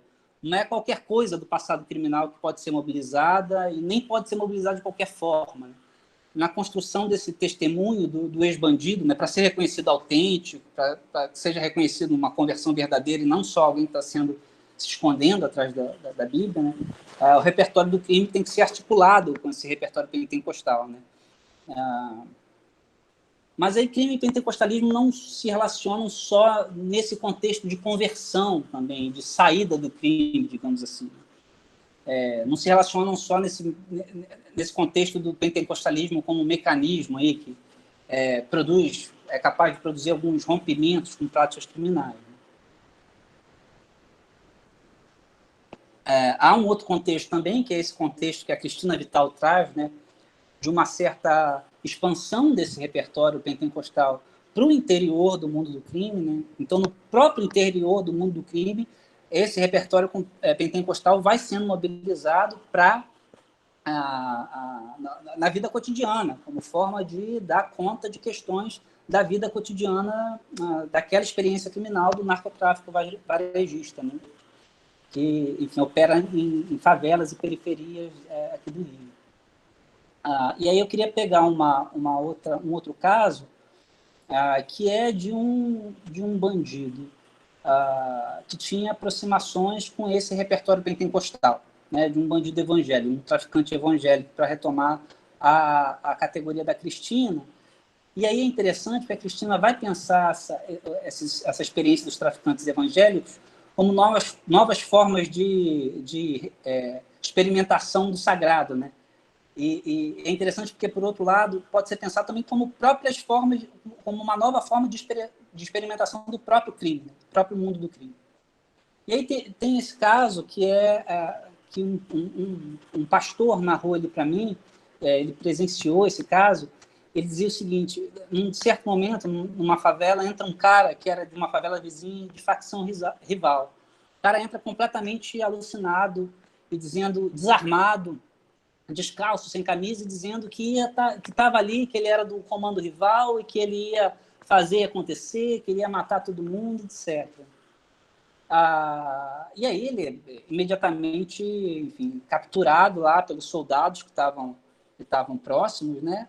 E os soldados começam enfim, a conversar entre si, começam a dizer que, olha, esse cara ele vai morrer. Como é que um inimigo, como é que um alemão entra assim numa favela e desarmado e começa a tirar essa onda, fazer essa marra? Esse cara, é só uma questão de protocolo. A gente vai levar ele até o patrão e a gente vai matar esse cara. E aí, quando o patrão recebe o cara, ele faz uma leitura evangélica da situação e enfim, desconcerta os seus soldados, né? E produz um outro desfecho, na verdade, para essa situação. E aí enfim, ele primeiro diz que ele tem horror de matar alguém injustamente, né? Matar alguém injustamente é uma coisa que atormenta assim, muitos bandidos no mundo do crime, na verdade, né? Os caras têm essa coisa, isso é um aspecto importante do enquadramento do crime, né? Os caras, eles têm a preocupação, quando a morte é necessária, de matar, de fato, alguém que é inimigo, alguém que é vacilão, alguém que mereceu. A morte injusta é um negócio que prejudica a sua própria carreira criminal, na verdade, né? Você produzir muitas mortes injustas fragiliza a sua própria carreira. E aí ele tem essa preocupação. Mas só que há uma outra coisa também, né? Esse cara produz uma situação, esse cara que invade a favela e diz que vai matar todo mundo, da facção rival, ele produz uma situação atípica, né? Um rompimento com o enquadramento. Se fosse uma situação de conflito comum, se ele fosse capturado num conflito ou qualquer outra situação assim, ele com certeza seria morto por esse cara sem a menor dúvida, né? Mas aí essa situação toda é uma quebra de expectativa, né? Naquele cotidiano do crime, né? Ele desafia o próprio repertório do crime. E aí esse patrão, que tinha essa aproximação com o repertório evangélico, começa a desconfiar dessa situação e começa a dizer que, na verdade, os soldados não estavam vendo o que estava acontecendo de fato. Que aquele cara não era só um inimigo maluco que tinha entrado no território, era alguém que estava sendo usado pelo diabo. E aí o patrão narrando, né? Porque o diabo queria usar esse cara para poder fazer com que o patrão matasse alguém injustamente, ou correr o risco de matar alguém injustamente, para ele prejudicar a própria trajetória criminal dele, né? Ele passar a ser visto como um patrão injusto, tal, etc. E aí você tem uma espécie de adicionar ao repertório pentecostal essa dinâmica criminal, você acaba produzindo uma espécie de jogo de distanciamento e de aproximação ontológica, digamos assim, né? Os dois repertórios parecem que operam uma espécie de gramática da subjetividade, né? Então, o inimigo que devia ser morto, ele vira uma alma usada pelo diabo e que devia, na verdade, ser poupado para que a alma do patrão não fosse perdida, né? E ele próprio, o patrão, não se tornasse alguém usado pelo diabo como aquele cara estava sendo. Então, para se manter como um bom bandido, né, como alguém que não mata injustamente, ele recorre um pouco ao repertório pentecostal e constrói um outro desfecho para a situação. E aí, em situações como essas, por exemplo, que surgem muitos resgatados da morte, né? Essa categoria que a Carli tão brilhantemente analisou nos trabalhos dela, e que, inclusive, depois são usados como exemplos assim, do poder transformador do evangelho. Mas aí é curioso, porque esse mesmo pastor que me relatou essa história, em um quarto fragmento etnográfico, só para encerrar, o mesmo pastor que me contou essa história, ele também disse que ele próprio se juntava a outras lideranças do crime para expulsar bandidos para expulsar lideranças religiosas ligadas a religiões de matriz afro, né? Ele contava histórias de como é que ele tinha, enfim, estourado vários terreiros, como é que ele tinha destruído altares de santo que havia na favela, etc. E aí você tem uma quarta possibilidade de articulação entre esses repertórios, é quando eles se potencializam, né? Quando eles se juntam e se potencializam, eles não se desconstroem um ao outro, eles não se articulam um ao outro dessa forma, mas se potencializam para produzir outras acusações essencialistas, outras representações essencialistas, né, associando essas lideranças, esses atores ligados às religiões afro a um mal absoluto, né?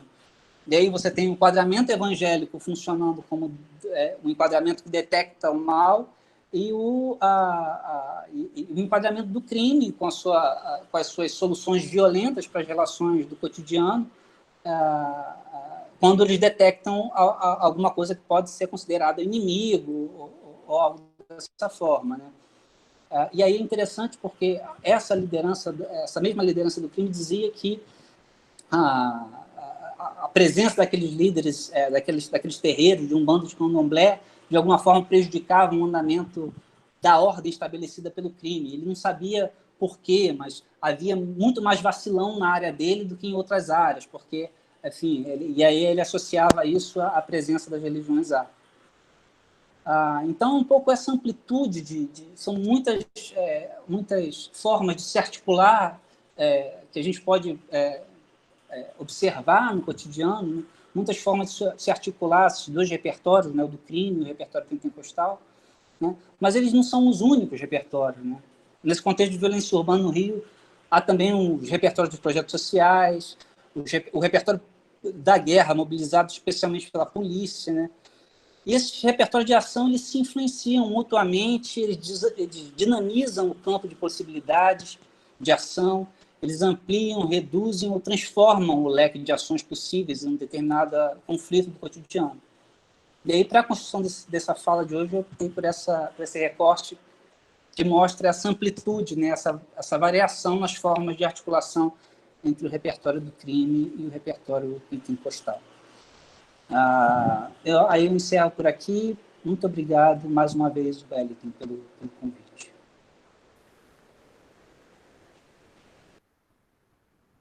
Muito obrigado, professor César. Nós que agradecemos a sua explanação. Surgiu aqui algumas questões. O professor Wellington também se inscreveu para falar. Eu acho que o professor Wellington pode falar, né? E aí a gente faz as perguntas depois. Quem mais quiser se inscrever pode ficar à vontade. Então, Carlinhos e César me agradeceram pelo convite. Eu que sou grato pelo aceite, né? Primeiramente, dizer aqui, não sei se eu já disse pessoalmente, mas eu tenho um grande prazer em ouvi-los. Eu sempre tive. Quando encontro com vocês em congressos, enfim, seminários, atividades, sempre gosto muito de ouvi-los falar. Enfim, pela seriedade do trabalho de vocês, pela forma de expor, entre outras coisas mais. E assim, aprendi bastante hoje, né? E queria começar aqui com a discussão que a Carly trouxe.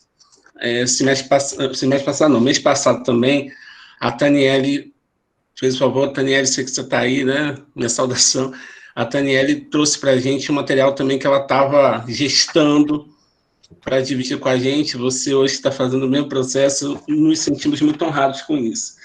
E assim, eu acho que o seu trabalho, o da Taniele também traz isso, né? A gente tem discutido muito essa questão das comunidades terapêuticas.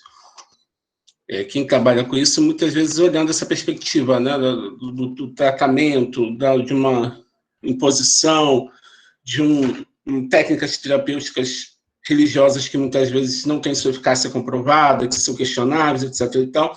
Mas é interessante também quando a gente consegue ter um outro olhar, como esse que você traz para a gente, de mostrar que a religião atua nesses espaços como um elemento não expulsivo, né? E exatamente que é um exílio que acolhe, né, sem uma ideia de verificação moral. Eu estava lembrando, quando você falava isso, dos projetos de habitação na história, né, do Rio de Janeiro, que, enfim, a minha tese foi sobre Minha Casa Minha Vida, mas eu estudei também, fiz uma pesquisa histórica sobre parques monetários, os conjuntos habitacionais, Cruzado de São Sebastião, e é interessante que todos eles tinham uma relação com essa verificação moral, né? Ou seja, para você morar lá, você tem que ter um emprego. Na Cruzada de São Sebastião, por exemplo, não podia ter mãe solteira na família, né? Existia uma exigência de casamento, que os casais não fossem juntados, mas sim casados, etc. e tal. Então, os projetos de habitação, assim como todos os projetos direcionados para a pobreza, na maioria das vezes, colocam essa verificação moral como exigência. é interessante pensar isso, que talvez, em meio a isso tudo, esse seja um espaço, não é, onde a gente possa receber esses sujeitos sem esse crivo moral elevado. Ao mesmo tempo também, aí é a minha pergunta, né? Não sei se você, enfim, tem condições de responder por conta do trabalho em andamento, mas me parece assim, existem alguns elementos, você falou do elemento não expulsivo, mas tem os elementos expulsivos. Um deles me parece que é a milícia que você está citando no texto, né? Então, a gente hoje tem, a nível de governo federal, né, uma parceria muito intensa entre setores como os evangélicos, né, os pentecostais principalmente, exército e milícia, né, uma espécie de uma força de ação que conversam muito na esfera política, né? Eu não sei no campo dessa esfera das comunidades terapêuticas. Mas o que eu queria te perguntar é o seguinte, você consegue encontrar conflitos entre esses setores, né? Ou, de certa forma, eles conseguem, mesmo dentro de uma perspectiva contraditória, andarem juntos? Para o César, então, César, uma coisa que eu lembro muito da minha adolescência, né, na Cidade Alta, é que tinha uma frase que dizia assim, bandido só sai do tráfico morto ou convertido, né? Então, na década de 90, principalmente, era talvez a única ferramenta que tirasse legitimamente uma pessoa do tráfico de drogas sem garantir a sua morte. Porém, acho que da década de 90 para frente, a gente começou a ver um outro fenômeno também, que é o fato dos bandidos, vou chamar convertidos, entre aspas, para os projetos sociais. Não sei se você acompanha, provavelmente sim, mas você pega o Afro-Reg, ele tem ex-traficantes, né? Inclusive traficantes que tiveram uma atuação forte, e eles também lotam auditórios, né? Eles não lotam igrejas, mas eles lotam auditórios. Eu lembro que uma vez eu fui na UFRJ, na Praia Vermelha, e tinha um auditório lotado com o José Júnior e um ex-traficante contando a experiência dele e dizendo mais, que a sua capacidade de liderança comprovada no tráfico servia um Afro-Reg como uma ferramenta para ajudar na gestão do trabalho da ONG, né? Então, eu queria, não sei se você já estudou isso, conhece algum colega que trabalha com isso, alguma colega, mas assim, existiria uma relação entre esse repertório pentecostal e o repertório utilizado por essas instituições, porque me parece que há uma certa similaridade em algum contexto, por mais que tenha, né, uma diferenciação. Talvez, pegando aí o exemplo do Weber, sabe que a gente tem aí uma ética protestante, né, que, no caso, como a ética protestante entra na economia, segundo o Weber, a gente teria aí um repertório protestante de lidar com ex-bandidos que também invade a esfera civil no campo das ONGs. Então, essa é a minha contribuição. Parabéns mais uma vez, a gente continua por aqui.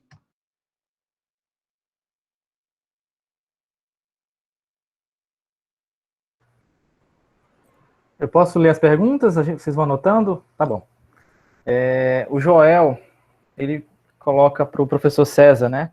Ele surge uma dúvida quando da fala do professor. Ele coloca somente crime, forma de vida, né? Ele se pergunta, como assim, né? Você falou de 3 formas de crime, né? E ele ficou um pouco querendo saber mais. A Débora, ela gostaria de saber a opinião dos 2 professores sobre o complexo de Israel, né? Coloca entre aspas, que está sendo implementado pelo TCP aqui no Rio, né? O professor Hector já falou. Newton Sacramento, ele pergunta, como vocês olham a questão desses grupos que se denominam traficantes evangélicos, entre aspas, a respeito, aí ele coloca, né, vírgula, a respeito a atos de violência, destruição e expulsão de pessoas ligadas à religião de matriz africana, né? Como vocês analisam essa questão dos traficantes evangélicos? Eu acho que mais para o professor César, né? Em relação a esse conflito com as religiões afro. O professor Rogério faz uma pergunta também para o professor César. Há relações entre lógica capitalista da firma do tráfico e a chamada teologia da prosperidade dos neopentecostais? Como elas se dão? Deixa eu ver se tem mais alguma pergunta. É isso. Quer comentar, César? Posso começar. Você não prefere seguir a ordem? Você que manda. Posso começar? Então primeiro as damas, seguir o protocolo. Seguir a ordem. Tá, vou lá, vou ser mais rápida também. Wellington, obrigada pelas suas questões. Foram super interessantes aqui, bem na linha do que tem me feito pensar. Assim. Eu estou ouvindo a minha voz de volta. Eu não sei, César, vê se é o seu microfone para mim. Exato. Desculpa, Carlinhos. Obrigada. Eu acho muito bom o seu paralelo com projetos de habitação, porque, na verdade, assim, já colocando abrindo, né, ampliando um pouco mais o debate, eu acho que a discussão de zonas de exílio urbano, ela não se restringe às definições de religioso e secular. Elas complicam enormemente essas definições, né? Para fazer uma argumentação mais reta, a gente vai ali trabalhando, né, com as ideias um pouco sem deslocá-las tanto. Mas a questão que hoje mais me inquieta, eu acho que o tema do testemunho que o César traz é também um material ótimo para pensar isso, é quando a gente tem testemunhos do secular, né? Assim, você tem narrativas testemunhais com a mesma estrutura, com a mesma dinâmica, com as mesmas dimensões que o César traz para a vida secular, né? Por isso a questão das ONGs e dos projetos sociais encaixa como uma luva, né, também. Então eu acho que o que exige da gente uma análise mais fina é essa qualificação do religioso, que muitas vezes a gente opera com ela de forma rápida, mas quando a gente se dá conta, a gente está lidando também com formações de práticas seculares, né? E essa fronteira aí, para mim, é muito interessante. Eu estava falando sobre essa coisa da comunidade, com essas questões na cabeça, num papo entre amigos, e um feedback que eu tive muito interessante, né, diferente desse seu, né, da verificação moral nos projetos de habitação, foi ao contrário, foi uma galera de projetos de ocupação para ocupação sem terra, ocupação sem teto, dizendo que também é um campo sem triagem moral, né? A pessoa chega às vezes e vai ficando, e vai tendo, né, vai sendo incorporado ali nos acampamentos. Então, assim, tem uma dinâmica de espaços e zonas para pessoas presas do lado de fora, né, onde essa passagem por essas fronteiras alteram a lógica de acusação moral. Eu acho que isso é interessante da gente, né, pensar. O projeto social pode ser pensado nesses termos, né? A comunidade terapêutica, para mim, tem um elemento da moradia, né, da comida, né, que alguns desses outros espaços não têm. Por exemplo, um acampamento de MST, de MTST, tem moradia, tem comida, tem vida comunitária, tem vida coletiva, é mais próximo, né? Mas eu acho que a gente pode expandir mesmo essa discussão. E ficar pensando essas fronteiras como fronteiras maiores, porque o exílio tem isso, né? A demanda por exílio, e o que acontece com o exilado do lado de fora é, muitas vezes, a descriminalização daquilo que o expulsou, né? Então, eu acho que tem muita coisa a partir das quais a gente pode pensar. Eu ainda estou muito me aproximando dessa literatura sobre o exílio, mas tem me rendido muitas questões interessantes, sobre fronteiras, passagens, expulsão, recepção e trânsito, né? Sobre essa questão da milícia, né, hoje eu não tenho dados diretos sobre milícia e comunidade terapêutica, eu não posso falar que eu tenho, não.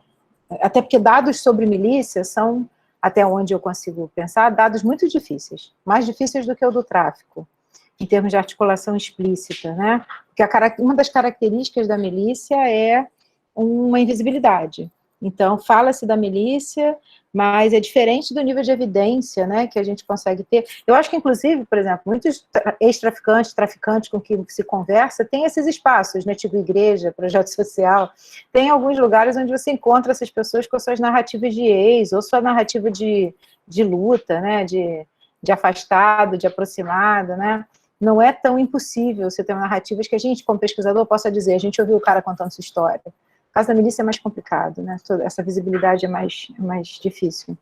Então, tem algumas hipóteses. Eu sei que tem trabalhos que indicam isso, a Taniele, inclusive, me indicou uma tese que faz uma abordagem.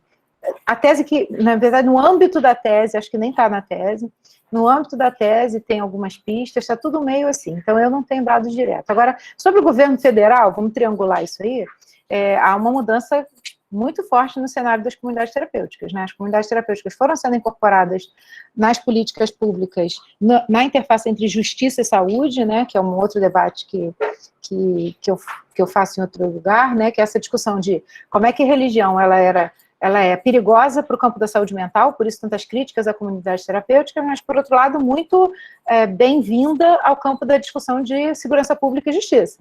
Então, esses espaços, eles eram espaços favorecidos um pouco nessa lógica da pacificação da sociedade, né?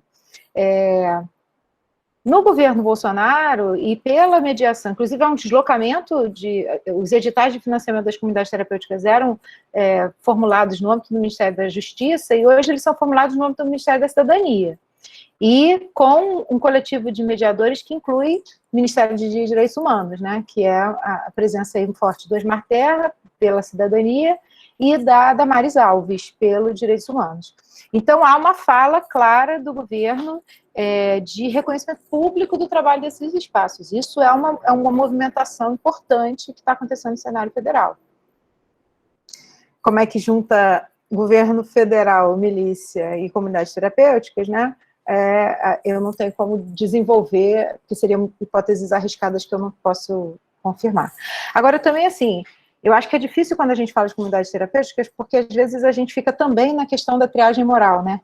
Fica fazendo limpeza moral ou críticas ferozes. Eu estou tentando falar mais do trânsito das pessoas do que defender ou criticar as práticas das comunidades terapêuticas.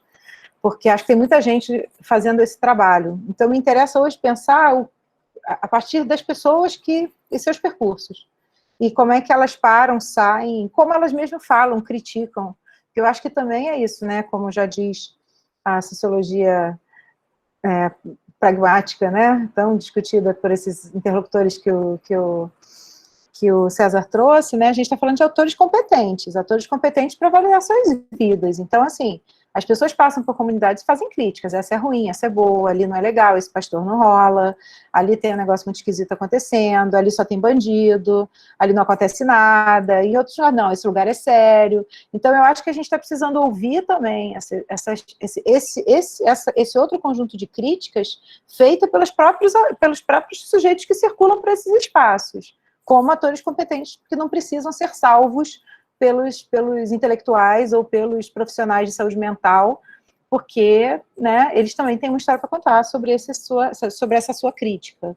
Eu tenho escutado várias críticas aos lugares, esse é legal, esse não é, esse não vai, esse cara é pilantra, é isso, né? E crente fala mal de que nem crente é gente, né?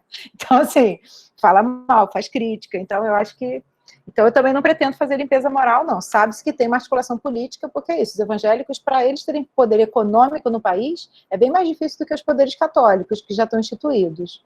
Então, você tem alguns campos. A mídia é um campo muito forte, as indústrias midiáticas, TV, rádio, gravadora, mas também o campo das comunidades terapêuticas foi uma entrada de financiamento público para práticas e com consequências muito variadas. Mas eu não acho que o financiamento público é contaminador, mas é parte de uma dinâmica que precisa ser pensada com calma. Sobre o Complexo de Israel, eu deixo contigo, César. Se divirta aí para pensar isso. Mas eu só queria destacar, tanto no Complexo de Israel quanto na questão da intolerância religiosa, é que o cristianismo também não passa por essa crivo moral fácil, não, né? Não passa pelo crivo da violência. O uso da força sempre faz parte das práticas cristãs, né? E acho que a gente, às vezes, quando estranha algumas coisas, quando a fronteira do crime e do uso legítimo da força, a gente leva isso muito a sério, a gente se esquece das guerras, se esquece dos massacres, das cruzadas, dos genocídios, que fazem parte da história da Constituição dos Estados Nacionais e que são a cruz e a espada, né? Que são a combinação da cruz e a espada. Então, a religião hoje, o cristianismo, né, em diversas facetas, faz parte tanto das práticas criminais, né, ou das práticas consideradas criminais, como das práticas do Estado, ambas violentas. Então, eu adicionaria isso. A pacificação do Rio de Janeiro foi feita também com a cruz, né? Com a confirmação da presença do religioso, que está, por exemplo, né, na pesquisa que eu fiz sobre o BOP, né, uma banda gospel do BOP, e está no exército com catolicismo. Então, eu acho que o cristianismo tem suas mãos sujas de sangue, seja em que campo, né, ele esteja. E é do cristianismo essa dimensão armada, né? Eu acho que a gente precisa só não se esquecer disso quando for avaliar casos específicos que nos parecem, a princípio, exóticos.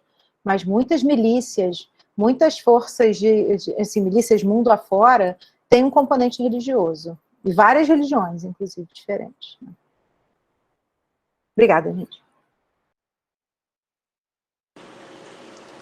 Bom, eu queria seguir a ordem aqui. Chegou mais uma pergunta aqui, que eu vi aqui no chat, depois eu vou responder ela no final. Então, eu segui mais ou menos a ordem. Wellington, obrigado pela sua questão, pelo seu comentário em relação aos projetos sociais. Na minha tese de doutorado, o que eu faço é pegar 3 grandes repertórios de ação, talvez os 3 principais, os protagonistas desse contexto urbano do Rio, que é esse repertório da morte e da guerra, especialmente quando operado pelos policiais, que é um outro repertório da conversão religiosa, especialmente ligado às igrejas pentecostais, e um outro repertório que é esse dos projetos sociais. Eu fiz pesquisa em algumas ONGs, em alguns projetos e tal.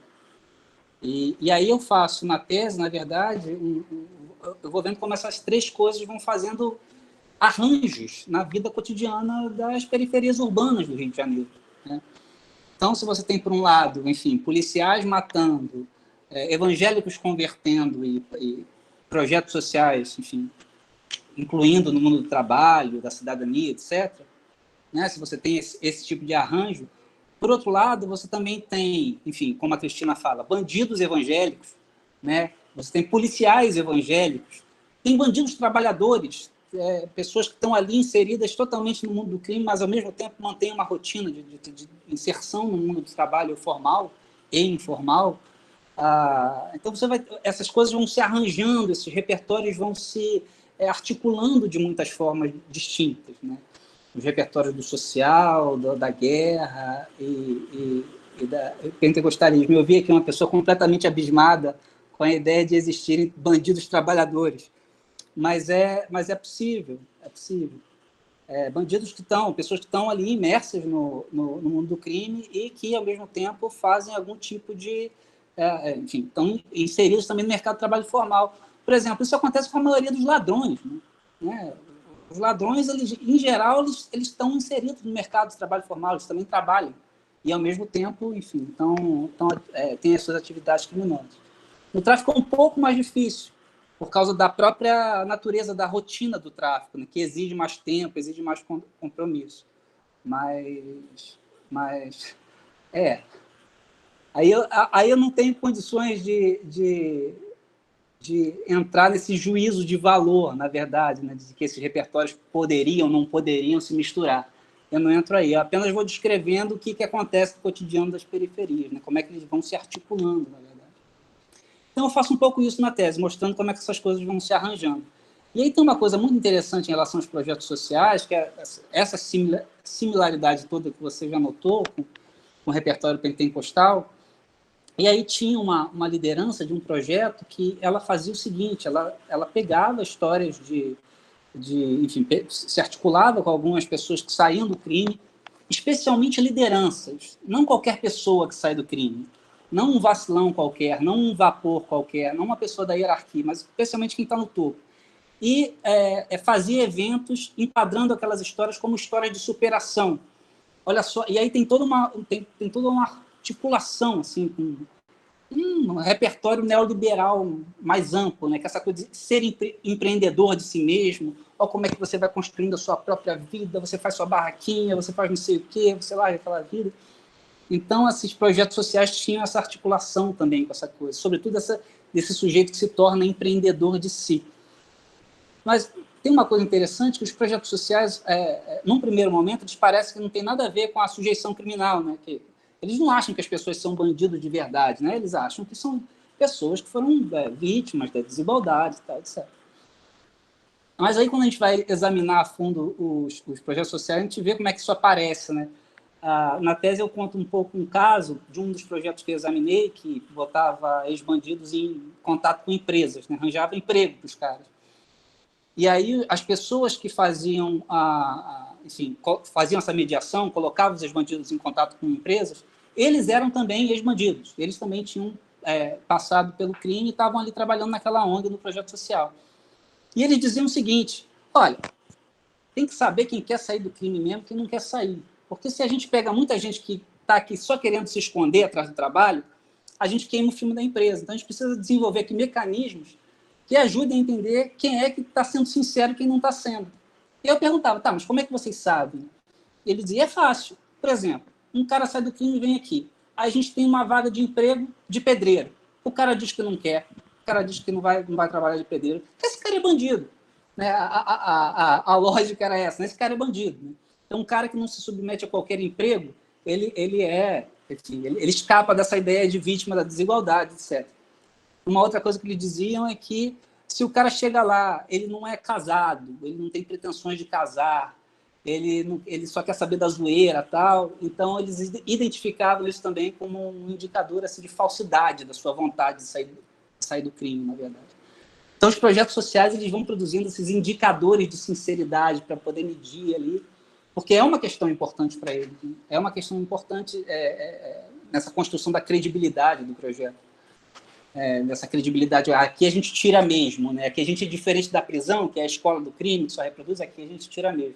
Então, eles têm essa preocupação a todo momento de construir essa credibilidade e vão inventando essas coisas. Né? Que, enfim, só reforçam, elas são construídas a partir do repertório do crime e, em especial, na tese, né, eu trabalhei com a ideia de sujeição criminal, vão sendo construídos a partir disso, e não necessariamente contra isso. Em relação ao crime como forma de vida, é simples, o Joelson perguntou, é só para diferenciar, Joelson, o crime nessa acepção jurídica do termo. Né? O crime é uma invenção do Estado, né, digamos assim, tem lá um código penal, um código de criminalização que criminaliza determinadas condutas e tal, e aí tem uma definição de crime mais clássica. Eu estou saindo um pouco dessa definição mais clássica e pensando no crime como essa experiência quase cultural, assim, né? Tem uma coisa ali, uma experiência coletiva comum que vai produzindo uma espécie de vida coletiva mesmo, uma forma de vida. Essa ideia, e que tem contornos específicos, essa ideia não é nem minha, na verdade, essa ideia ela começa com Machado da Silva, né? Quando se refere lá ao que ele diz que é a sociabilidade violenta como uma forma de vida, que é o que caracterizaria para o Machado o crime, essa experiência, o núcleo duro, como ele costumava dizer, né, da experiência criminal do tráfico de drogas no Rio de Janeiro. Então, é só para fazer essa distinção. O complexo de Israel, agora já não anotei aqui quem perguntou, mas assim, eu não me arriscaria também a dizer muita coisa. Eu vi algumas notícias, mas eu não cheguei a me aprofundar muito nisso. Então, não tenho tanta informação assim para desenvolver uma resposta mais completa. Mas eu acho que é um campo, com certeza é um campo a ser, enfim, a ser observado aí, com cuidado, né? Porque mostra a potência da junção desses dois repertórios aí, né?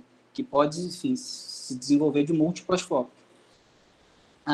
Em relação aos traficantes evangélicos, olha, é isso, né? A gente está, tanto eu quanto a Carla aqui, a gente não está operando com juízos assim de valor, né? A gente não está analisando se as pessoas saem do crime, não saem, se elas, enfim, são hipócritas, se elas não são hipócritas, se a conversão é autêntica, se não é autêntica. Não é isso que está em jogo. O que está em jogo é descrever como é que essas coisas vão se arranjando, como é que essas coisas vão se conectando e se desconectando também na vida cotidiana. Então, é isso. Não tem muito julgamento de valor sobre essas trajetórias. O Rogério perguntou da lógica da firma e teologia da prosperidade. Eu não conheço nenhum trabalho sobre isso. Eu acho fantástico. Acho que fazer uma pesquisa sobre isso seria fantástico. A literatura, em geral, mostra que essa aproximação pentecostal com o crime, ela tem sido mais via um pentecostalismo mais clássico, geralmente Assembleia de Deus, ou alguma coisa que vem ali da Assembleia de Deus. Eu nunca vi, né, muita coisa sobre a Igreja Universal, por exemplo, sobre como é que a Universal se aproximaria desse universo, onde a teologia da prosperidade é mais forte, sabe? Eu acho super interessante se pintassem trabalhos que começassem a fazer essa articulação. É evidente que tem articulações desse tipo, né, de traficantes que, enfim, doam dinheiro para a igreja, fazem uma série de coisas. Só que isso sempre resvala para acusações morais, né, para essa discussão sobre lavagem de dinheiro e tal. Eu acho que seria importante uma pesquisa que compreendesse mesmo essa possibilidade de encontro entre essa lógica comercial do crime e a teologia da prosperidade. Bom, pelo que eu conheço da literatura, não tem ainda trabalho sobre isso. Seria ótimo se tivesse um trabalho sobre isso. E teve uma última pergunta que surgiu aqui também, que era sobre também, enfim... Sim, professor, a Alzirene. Alzirene, achei. Beleza. Como analisa o acolhimento... É isso, assim... eu não estou fazendo um juízo de valor, Alzirene. Eu não estou julgando aqui se eles se convertem de verdade, se os milicianos estão usando essas coisas para se aproveitar. Eu acho que sim, tem gente que se converte de verdade, gente que não se converte de verdade, eu acho que tem miliciano que se aproveita, e tem um monte de possibilidades, mas a ideia não é julgar e não é estabelecer uma verdade sobre isso. A ideia é ver como é que esses atores vão tecendo a vida cotidiana, como é que vão tecendo a vida social a partir desses diferentes enquadramentos, dessas diferentes formas de pensar o mundo e de agir no mundo. É só isso. Então, a ideia não é muito julgar se eles saem do crime de verdade ou se não saem. Beleza? Acho que em relação às questões que foram levantadas para mim, era mais ou menos isso que eu teria a dizer. Obrigado a todo mundo que levantou a questão. Obrigado. Eu tenho uma questão para os dois, que gira em torno da metodologia, né? É sempre bom a gente saber como que os colegas, os pares, né, entram no campo, se tem uma familiaridade, se é próximo, não é. E aí a gente está começando também a escrever artigos para o mestrado, né, a gente fica com essa preocupação. Até que ponto eu preciso me colocar no trabalho, né, para que os leitores saibam, né, como que se dá essa inserção, como que os interlocutores, né, se comunicam com a gente. E aí vocês falam muito bem, assim, no começo, né, desses relatos, das entrevistas, né? E aí surge essa dúvida, como que chegar, né, nesses colaboradores, né? Houve uma dificuldade, não houve? Quer que eu comece, Carly, para dar aquela invertida? No meu caso, eu tive uma primeira experiência de pesquisa numa Assembleia de Deus, e o tema não era o crime inicial, né? O tema era outro. Na verdade, era música. Era sobre música entre pentecostais. E aí, como eu estava ali numa igreja, numa favela, tal, o tema do crime surgiu assim, né? Se impôs quase, né? Mas há, enfim, possibilidades e impedimentos, né? Eu, por exemplo, tentei fazer, o meu projeto inicial era fazer, quando eu decidi estudar conversão, era fazer uma etnografia lá na igreja do pastor Marcos Pereira da Silva, que era um cara que ficou muito conhecido, porque ele mediou rebeliões em presídios, etc. Ficou muito conhecido aí nos anos 2000, até pouco tempo atrás. E eu queria fazer uma etnografia na igreja dele, eu queria ir para lá, ficar lá um tempão, fazer uma coisa bem clássica. E eu fui lá, tentei conversar com ele e tal, e não aconteceu, porque ele ficou extremamente desconfiado de mim. Ele achava que eu era policial, por exemplo. Não, você é da polícia tal, e foi extremamente, e no fim não deu certo, a porta se fechou. Porque esse contato entre o pentecostalismo e o crime é difícil para os atores, né? Ele envolve muitas ambiguidades e envolve risco mesmo, risco de vida, risco de prisão, envolve muita coisa complicada. Então, não é muito fácil realmente entrar nesses campos. Mas também não é impossível. E aí eu consegui uma outra entrada depois, né? Apesar de eu ter essa entrada numa igreja, que eu já estava há muito tempo, que eu tinha entrado por causa de outro tema, já tinha desenvolvido uma relação de confiança com as pessoas, tá?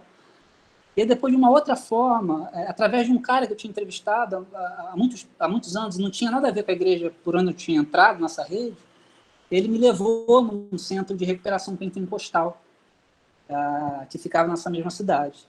E aí, e ele tinha uma certa, enfim, uma certa moral lá, né? Ele era muito considerado, muito querido, ele tinha passado por lá, e aí foi uma entrada também que assim, com uma pessoa de confiança, né? Alguém que já conhecia o pastor. Tá?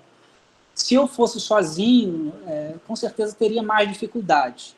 Eu acho que talvez não tanta quanto eu tive lá na igreja do pastor Marcos, mas eu poderia ter também alguma dificuldade. É um campo complicado, porque há essas ambiguidades. Por exemplo, esse pastor desse centro de recuperação que eu pesquisei, esse cara fazia questão. Todo mundo que chegava lá, ele tentava fazer o possível, né? Porque às vezes não dá, levantar a ficha da pessoa para ver se era alguém que estava, enfim, com um mandado de prisão, alguém que estava com algum tipo de enrolação com justiça. Porque se esse cara aceita um cara que está fugindo, né? Um cara que tem mandado de prisão, alguém que fugiu da cadeia que foi parar ali, depois, enfim, é um passo para ele ser acusado como cúmplice e desmontar toda a credibilidade, toda a instituição que ele montou mesmo. Então, todo mundo que chega ali, assim, muito diferente, é complicado para os caras. Então, não é um campo fácil. Mas a minha entrada foi essa. A minha entrada foi mais ou menos essa. E aí eu fiz muita entrevista, né? Conversei com muita gente, dezenas, talvez centenas de pessoas. E fiz muita observação também nesse centro de recuperação. Ia para lá diariamente, ficava com os caras, jogava bola às vezes, enfim. Fiz uma etnografia bem clássica nesse sentido. Durante um ano. Acompanhei isso durante um ano. Não sei se responde a sua pergunta, Bruno. Se for algo diferente que você estava esperando, você me completa aí que eu trago outra resposta.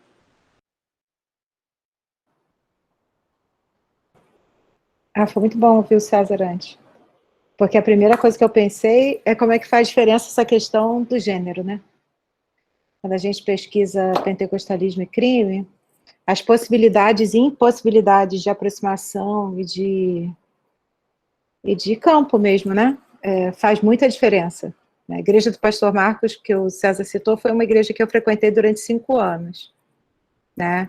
Não com o tempo e com a intensidade que a etnografia merecia, mas também tinha coisas que eu não conseguiria acessar, mesmo que eu tivesse, né? Mesmo que eu tivesse... Eu não consegui nem falar com ele. Você conseguiu ouvir um não dele. Ele nunca nem me recebeu. Porque tem épocas diferentes, né? Preocupações diferentes. Então, eu cheguei depois, a visibilidade dele já estava maior. E eu também tinha o interesse de estar ali assistindo os cultos, né? E a minha aproximação dos homens ali era muito difícil. Né? Eu era o tempo todo jogada para o campo das mulheres, porque é uma igreja, inclusive, que sentava dividido, né? Não sei como é que está hoje, mas acho que continua a mesma coisa. Homens de um lado, mulheres de outro. Era uma igreja que tinha espaços de moradia dentro dela, né? Ela era uma das questões que me fez voltar à temática, a me aproximar da temática de comunidade terapêutica, foi me dar conta que aquela igreja só era o fenômeno que ela era na relação entre pentecostalismo e violência, porque ela era uma comunidade terapêutica ali mesmo, né, assim. No próprio templo já tinha uma lógica de moradia, de mediação e tal. Então tem uma questão de gênero. Dependendo do campo pentecostal que você está, há uma possibilidade de aproximação e distanciamento, né? Inclusive, por exemplo, comunidade terapêutica masculina, é muito complicado que a gente consiga entrar como mulher e fazer esse tipo de pesquisa todo dia, né? Que tipo de atividade que você tem, né? Tem um limite, né? De possibilidades de interação, né? Enfim. Mas essa pesquisa específica das comunidades terapêuticas, eu fiquei tateando algum tempo, né, criando as primeiras relações com espaços. Ela ia ser feita dentro das comunidades terapêuticas também, inicialmente. E aí, com a pandemia, a gente começou a fazer contato com pessoas que tinham passado pela comunidade terapêutica. Eu, particularmente, gostei muito da virada que esse trabalho teve, porque a gente começou a conseguir contato de pessoas com perfis muito variados, que tinham passado por espaços muito variados, e que, inclusive, não eram necessariamente evangélicos depois da saída, né? A conversão não era uma chave geral.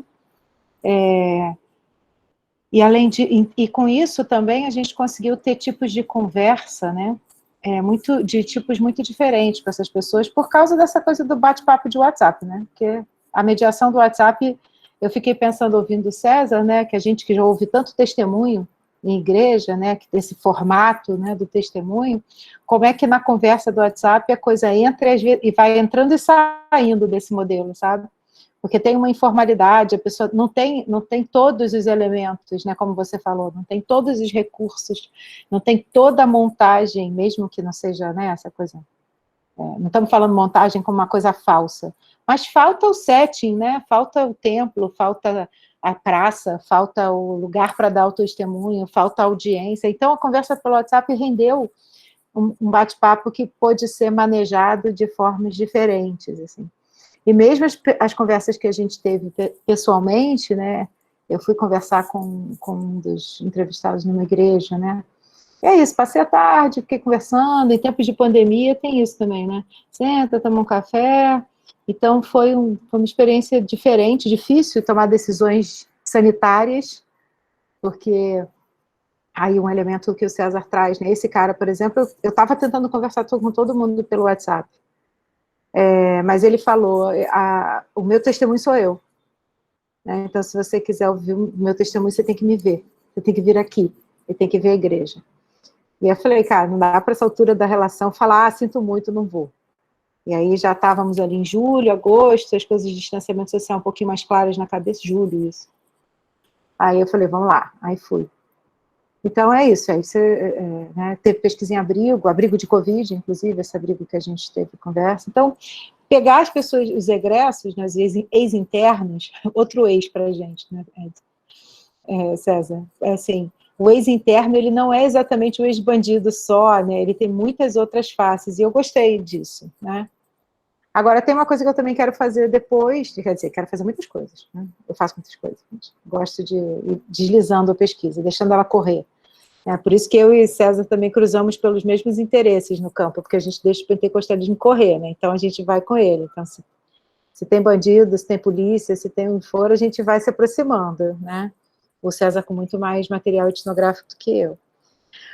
Mas eu quero ver as mulheres também, né? Já tem gente fazendo isso, mas eu quero aprender também a partir das mulheres, porque eu acho que tem uma outra coisa a aprender aí que eu leio, mas tenho vontade de fazer outras perguntas para essa realidade sobre as mulheres e as comunidades terapêuticas. Mas foram isso. Agora eu também queria dar uma observação que nem eu não explicitei. Como chegamos a essas pessoas? Cara, eu fiz um texto básico de WhatsApp e eu espalhei para pessoas muito diferentes da minha vida. Porque eu também estava apostando com a possibilidade de quem conhecia alguém que tinha passado por uma comunidade terapêutica. Essa rede também me interessava. Então, mandei para eu sou da Baixada Fluminense, do Rio de Janeiro, tenho família evangélica, né? Então, eu fui mandando desde as minhas primas até o povo das militâncias, então, assim, foi uma possibilidade também muito interessante de ver por onde as conversas iam surgir, né? Assim, muito variada, e sim, foi muito interessante receber os retornos.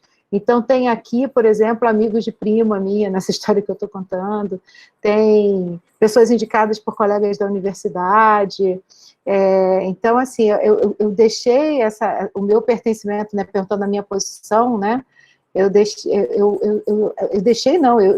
investi nas minhas conexões com o território, né, por ser da Baixada, com a minha família, com amigos de igreja, inclusive as distinções, né, a família, minha mãe pertence a uma igreja batista, né, mais tradicional, eu tive pouquíssimo retorno. É quando não é Assembleia de Deus, quando não é pentecostalismo, a coisa aparece menos, né. Então, assim, tive desdobramentos muito interessantes que eu que pelos contatos, e essa diluição das fronteiras foram bem legais. Agora, só que me desculpa mais uma coisa, é difícil encerrar esse processo no WhatsApp, só para completar o Bruno.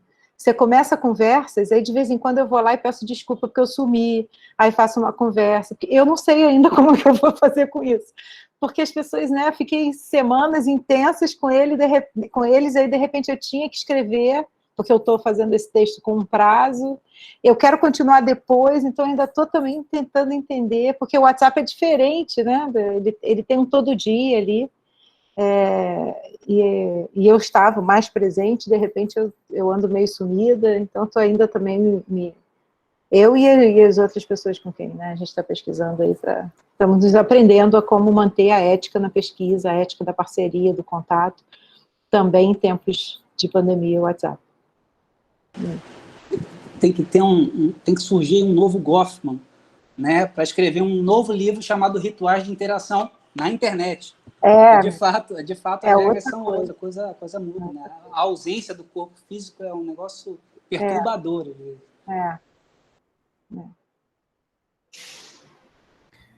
Professor Wellington, quer falar?